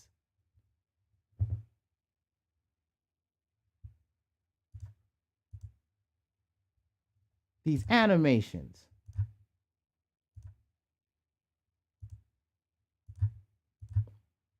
And in the future, being able to now create these great looking things inside and bring them inside Omniverse to show people and showcase what we're developing and designing. And again, I tell you, Reallusion and Unreal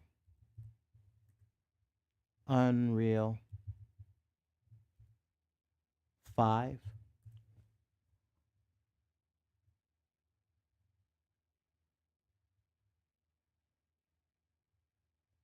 Boom. This person, I'm going to let it load, right? Exporting out. It's in Unreal right now. So the character was it's inside here, inside iClone, same position, but now it's inside Unreal, rendering in real time.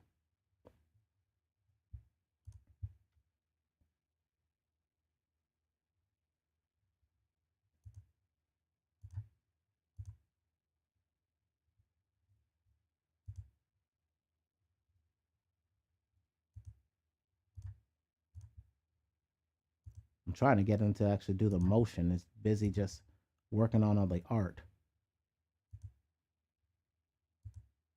Okay.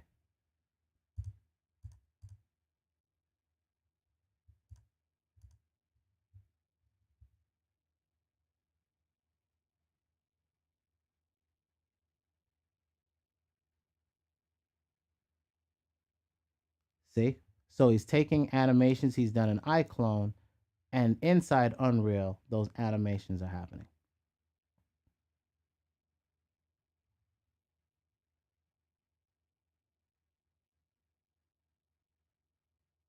And now there's the render.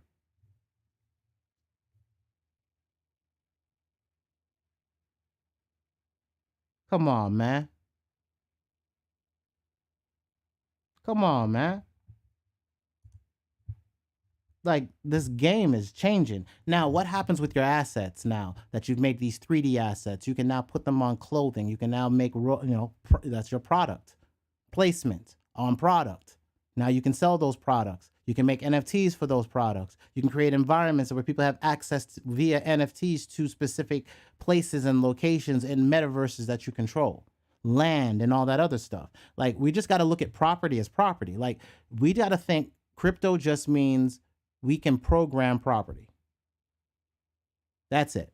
We can program property. Everything is digital programming. So we can now have all these animations, and then you're just triggering animations. How is that different than every other video game we ever played?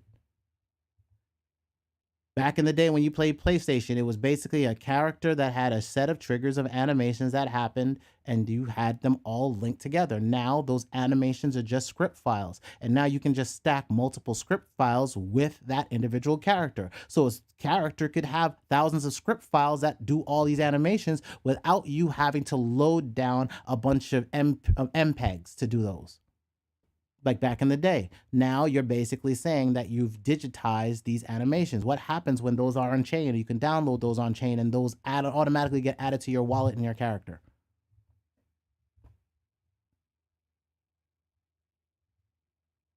Right. So again, just know that the gaming space, the movie space, like this, like, dude, hola. What's this? How long ago is this? 12 days ago. 12 days ago. So, of course, this trailer is always shown. Rule processor, object-based game. I know this has also been part of their trailer for some other games. Apocalypse bumper demo. Okay, look at this. For real estate, home viz, being able to do things for real estate people, taking their product, like the real estate companies, ArchViz, that's what it's called, right? Architecture visualization, where you take their 3D product, bring it into a rendering system, and help make everything look good so that when they show a client, this is what they see. And then you could also put your music to this. And then this could also earn you some revenue.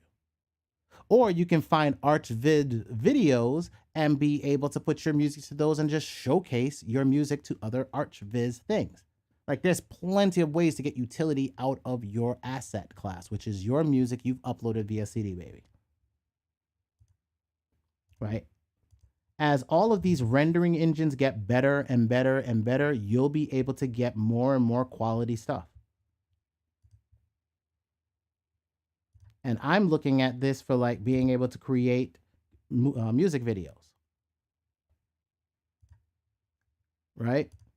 How do you create crazy looking music videos? You create them by just being able to get these assets. There's plenty of places you can get things like these. You can buy entire 3D models, bring those 3D models into Unreal iClone, and then export them into Unreal and get everything looking good. I'll be spending time on that probably next year when I get deeper into making videos. This year, I want to concentrate on music and catalog, and next year, I want to concentrate on being able to design and develop like dope ass music video scenes, and then be able to do something with those assets later down the line. Look at Silent Hill. I guess that's the new version.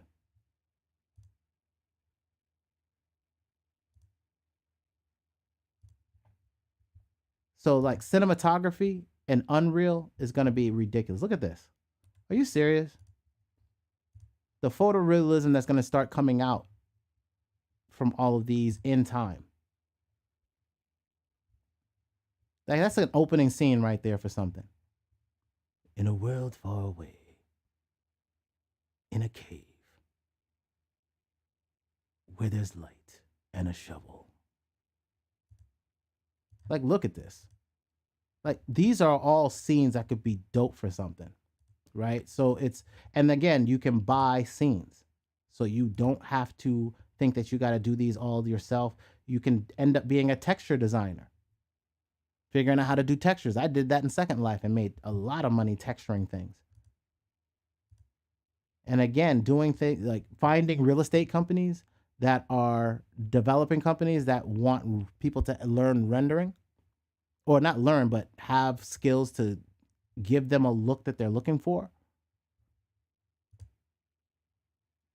That's like, you could charge $1,000 for something like that if you got your skill set up. Create gaming scenes for yourself, for your own games, or for other gamers, right? Creating maps and mods and all that other stuff. Like, there's businesses within this business, not just if you're just in the music side of things. Like, I like being on the music side of things, but the artistic side of things is crazy too. So again, start to think about your business being deeper than just the music itself. What is going to be the sound? What's going to be the visualizations to your soundtracks?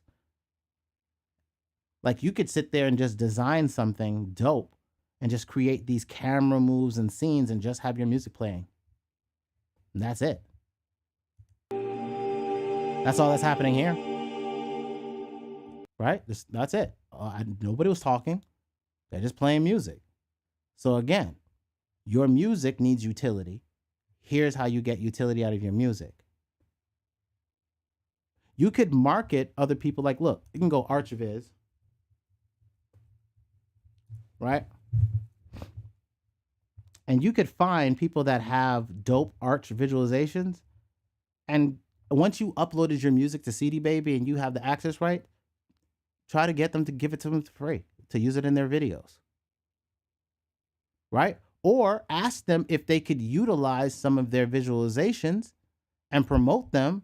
And then this way you can link your own thing to it and promote it out, right? So you can promote them as an artist and put a link pointing back to their work or their YouTube channel. And in the credits, have a link pointing back to your music on Spotify or on YouTube or what have you.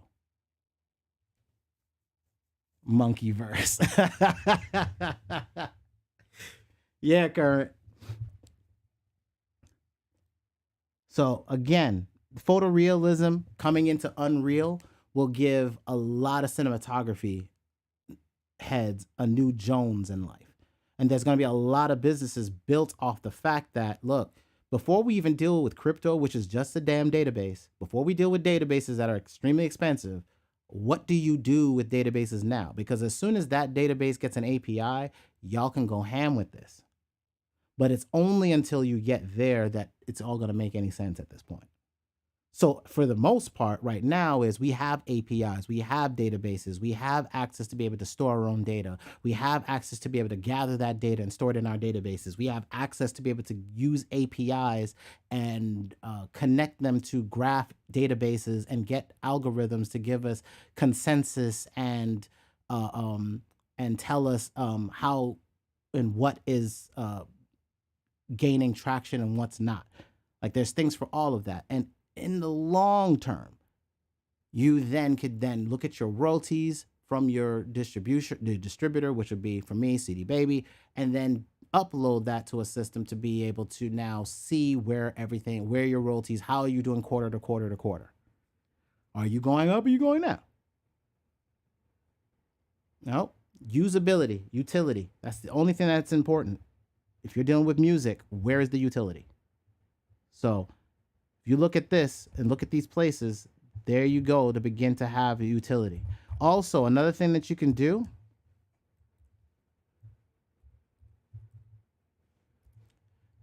is that if there are any business personalities that you like, so let's say if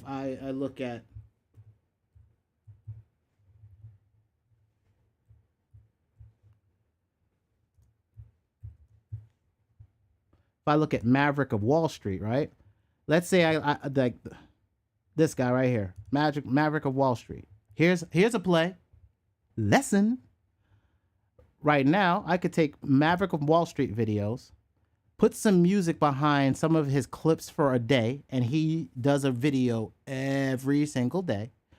I could sit there and get a clip of his latest video, piece together something with my music, put it out there, people listen to it, and bam, I'm now getting a stream. They share it, bang, I'm now getting a stream. If I put that link on YouTube and they click on YouTube, bang, I'm now getting a stream. I put that same link on Facebook, bang, I'm now getting a stream. If I want to upload it to Facebook, bang, I'm getting a stream. Because I get paid on Facebook, I get paid on YouTube. And those are the places where the eyeballs are. And of course, I can lead them to Spotify, but I don't need to pull you off the platform. And what's the opportunity? If I'm on YouTube and I send you to a YouTube link and you add that YouTube link to a playlist immediately, I now have myself planted someplace else that the algorithm will like. What does everybody tell you? Like and share, blah, blah, blah, blah, blah, right?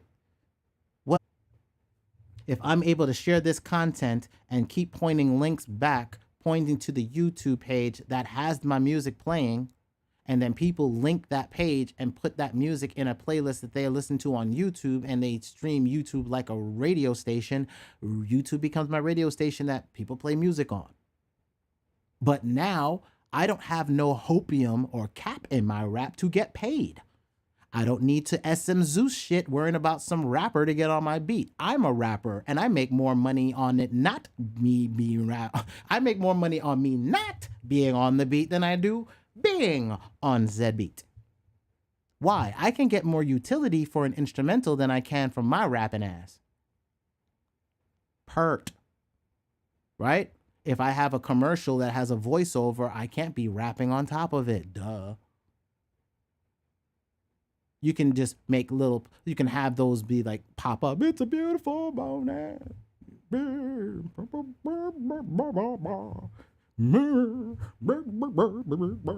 You can do all that shit and have somebody talking over the top of it. Side effects may include. It's a hustle, y'all, how they do us. And we look at the cap and it's like, oh my God, there's a media industry. No, it's somebody that got some music, put some video on top of it and talked over it. And then they happen to get an extra lot of money to be able to put it on ABC in front of you. Now you can actually pay as little as $30 a month to be able to get that ad in front of somebody on YouTube. Come on, man, stop playing with me. Come on, man, stop playing with me. YouTube is ABC now. You mean I can just put $30 on an ad and get it in front of people if I really wanted to and could say what zip code I wanted it there at? Okay. What do I need to sell? What am I selling? Okay. right? So like with Toxic Hustle, if I wanted to, I could create a newsletter, which I am. I could put that newsletter out, which I am. I could then make a video talking about all the successes that came from the information that had been coming out for free through everything going through the Discord. And then what I could do is just show like all of the times I called something and it actually came to pass. And then people just want to get on that list. And I could just put that in front of a zip code that gets a lot of money in taxes, and then I win. How do I find that out? I go here and I say highest HIES paying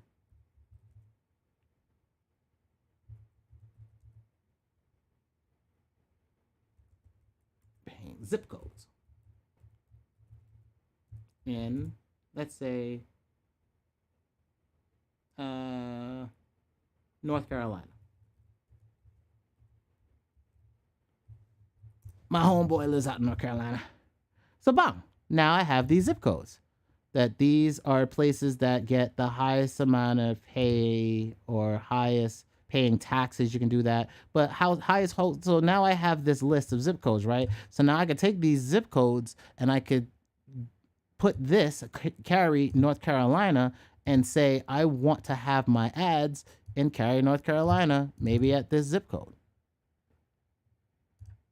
Like I could put the zip code in Facebook. I know that for a fact. I think I can put the zip code inside Google as well for Google Ads. So now I could sit there and say, if I want to market in this region, here are the top places I should be putting my money in and getting my ads in front of those people. But who am I putting my ads in front of, and what am I selling?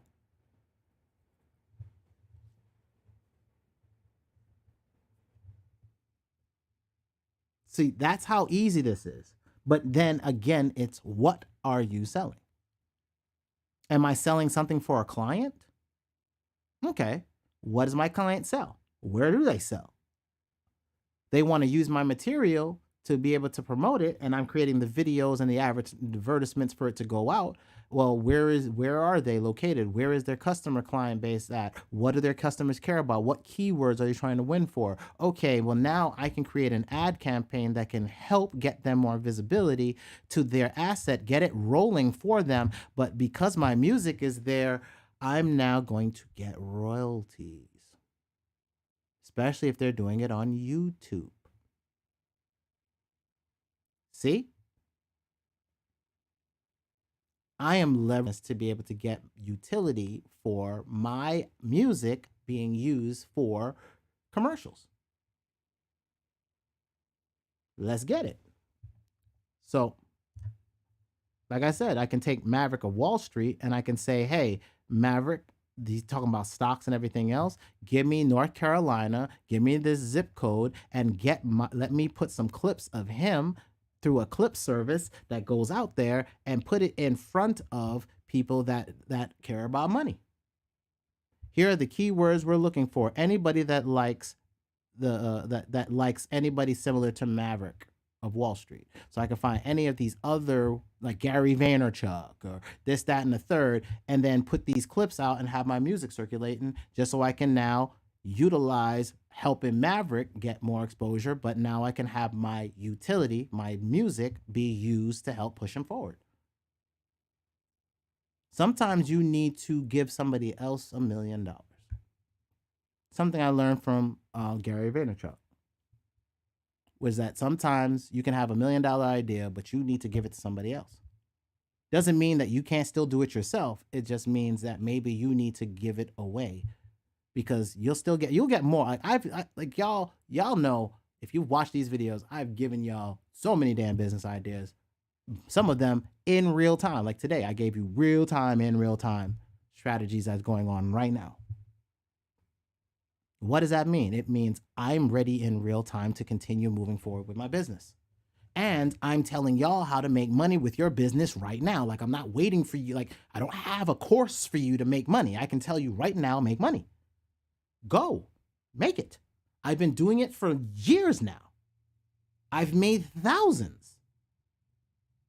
I'm going to make thousands more. But now I'm going to put them behind trading robots, and those trading robots are going to earn me anywhere between 3 to 7% APR, monthly money.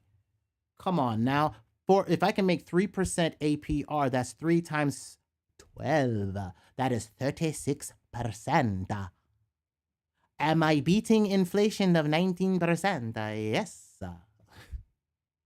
That is the goal. Like, I need to beat inflation. You beat inflation by having subscriptions. You beat inflation by having royalties. You beat inflation by having products.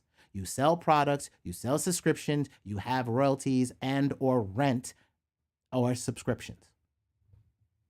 Reoccurring, like basically your royalties is reoccurring revenue that comes into your pocket. You just need to keep making it. How do you make it? CD baby, put it up, get it rolling. Soon I could then just get your information and I can help broadcast the songs you want available to clientele. And now the same thing I do for myself, guess what I can do for you? There.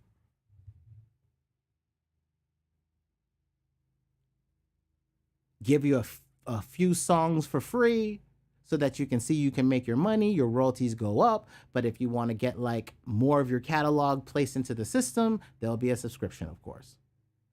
We'll show you the money to show you the money, right? So you should make enough from even just utilizing the system for what songs are approved to be able to pay for the subscription that we're going to be asking you to potentially buy. Like, I don't want you, like, right now, if you just put your music on CD baby and you just did the thing I told you with YouTube and getting what I just showed you with this Maverick of Wall Street thing, you should be able to generate $50 of cash flow monthly. If you're in a topic that's important like finance, you should be able to get $50 easy. In a landscape where motherfuckers are still trying to sell beats to broke people. I am a rapper. I am broke. I am not buying your beat. I make mine. So you already lost me. Now, because I'm a person that's taking music and I can put that and put utility to it and take instrumentals and put utility to it because I can put it into video assets, well, now your asset is an asset to me. Because I can get visibility to a client who's paying for usability, and then I can transfer some of that cash flow to whomever. Because I'm looking at using product. I'm using property. Like, not just like not trying to get other rappers on a piece of property. Like, there's millions of rappers and there's going to be millions of more rappers. There's going to be millions of more producers. But how many producers are actually having finalized product that can either A, be used for a song, so completed songs. So that's going to be part of the strategy this year, is get y'all to understand how to start completing tracks. I complete tracks. Like, I'm about to give you the business. Literally.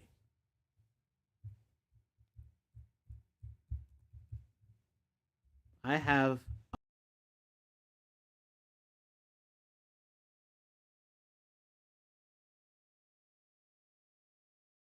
making it easier for me to make even more content.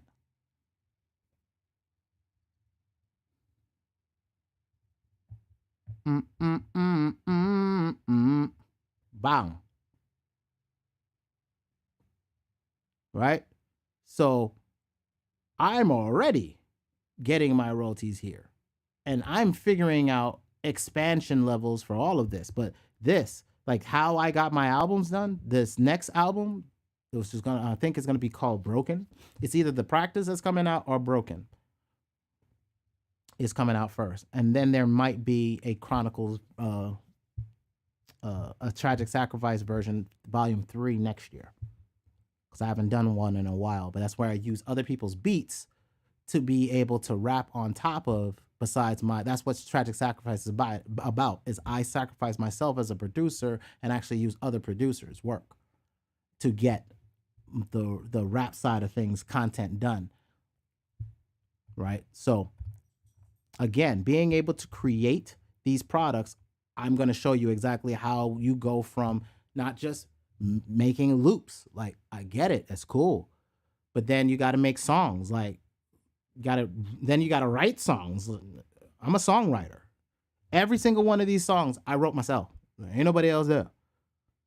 Some of the beats were mine, but a good percentage of the ones that I've released on those 2 albums are other people's beats. But still being able to write a completed song where most of the song you're the entire artist, there is a process to that. And I think we lost that when everybody stopped going to the studio together. And what I want to do is start giving that back, like getting that back out to y'all so that y'all can start using it to get songs done. See something. Ladies and gentlemen, children of all ages, it's me, Tragic. Now my boy Cat Williams told me, if you ain't got nobody to hate, please feel free to hate on me. Yeah, you can hate on me. I'm having too much fun for that to bother me. No, I won't let this day pass me by. Yeah. No, I wanted an Outkast type track. That's where this came from. I wanted me an Outkast type, like, hey, yeah, oh. Like, I wanted like one of those. And I happened to hear this track. And I was like, yo, I'll go make me an Outkast track where I could just act like a damn fool. I won't let this day pass me by. Yeah. Yeah, you can hate on me. I'm having too much fun for that to bother me. No, I won't let this day pass me by. Yeah. No, I won't let this day pass me by. Yeah. Somewhere there's someone hating on me. Yep, envy is all I see. The hustle's sick and the swag is mean. Oh yes, sir. Haters all aboard, giving me mugs, never ever applaud. Sick of these bras, bigging up these frauds that be frontin' like they be hard. Now, that entire verse, again, everything that's going on with how I'm writing songs in this session of my life, everything that I was doing with this is pattern writing. So what I was doing was that,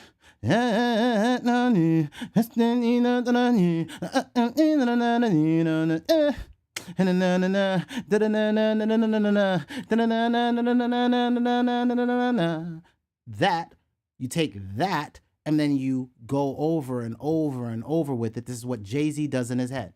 This is what Biggie was doing in his head. Like everybody tells you, he was just sitting there be mumbling stuff.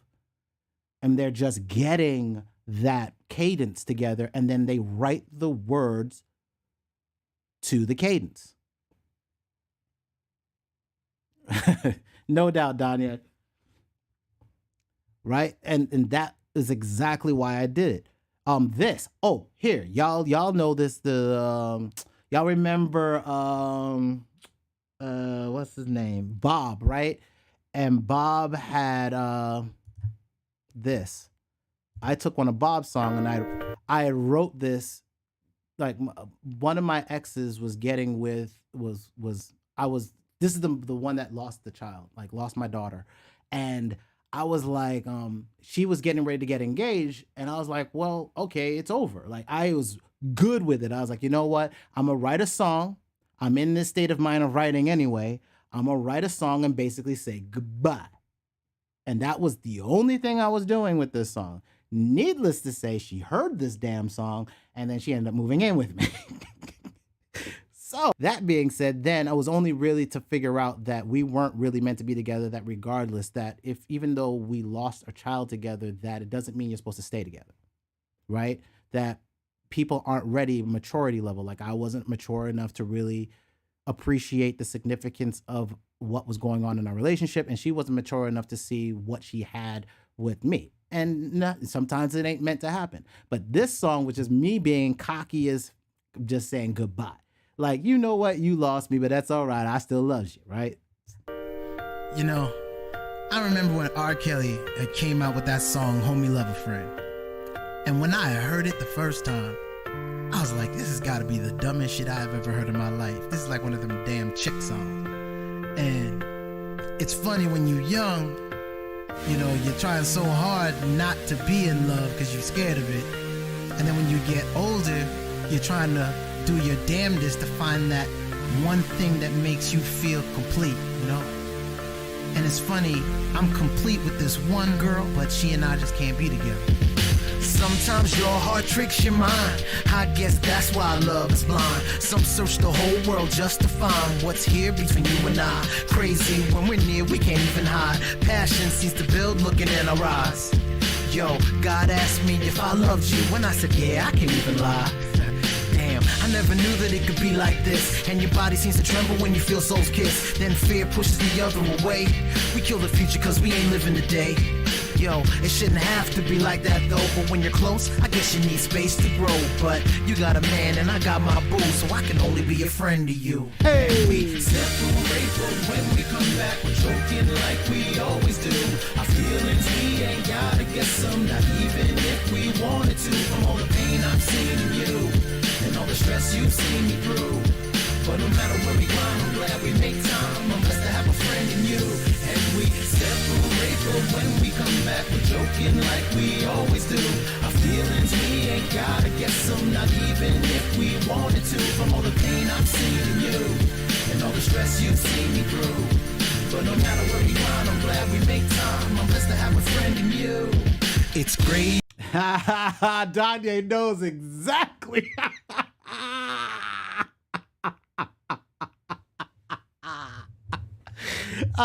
The compression levels, yeah, man. Definitely, the compression levels is straight up Linkin Park. Definitely Linkin Park compression. Definitely. And even hold on, what was the one? Like on all of these, this is like me pattern. Trying to like I'm coming up with like how I get my rhymes done. Like how do I create a system to be able to get my rhymes taken care of as fast as possible? Right? I need to be able to get my cadences out. Yo, y'all give me 1 second. I'm gonna play something real quick. I gotta go handle my doggies for a second because I've been kind of long-winded and they need to go to the bathroom. So let me take my dogs out. I'm gonna let you listen to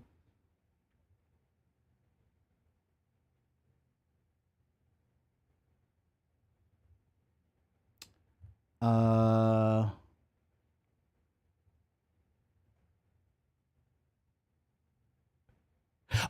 yo. I'm gonna leave y'all with something, not leave y'all, but I gotta go take care of my dogs real quick. I'm gonna be back, but I want y'all to hear this track. This track was when I just got out of Second Life, and my girl at the time was like she couldn't see what I wanted to do digitally, and so basically was crapping on the fact that I was trying to be a digital business at the time. It was mad early. And I went back to New York, and her sister and the sister's son tried to be like Bogart me. So the first verse is me talking to her and basically warning her. I was like, yo, if we break up, I'm gonna have to vent and I'm gonna write this song and you ain't gonna like it because I'm gonna need to get it off my chest. And then Trapped in a Dream is the first verse is about how she was being a schemer and how I caught her. Like I caught her into some shit. And then the second verse, oh, this is it. Tough Talk. Sorry. Tough Talk is it. The second verse, actually, no. This verse, right, Trapped in a Dream, is all about her. I'll play the second verse when I come back. I'll play the second song, and this is the one where it's about her sister. And because of this song, her sister, and her nephew tried to front on me. And I basically took everything they wrote at me on Facebook at the time, and I converted that into a song, and I smashed on them. So my business partner loves this real, like I've got real Jay-Z, real, I don't really give a damn about you ish on this. But I'm gonna show you Trapped in a Dream. And then from Trapped in a Dream, I had to write Tough Talk to deal with their asses. So I'm gonna let you listen to this while I take care of my dogs real quick. So I'll be right back. Yeah,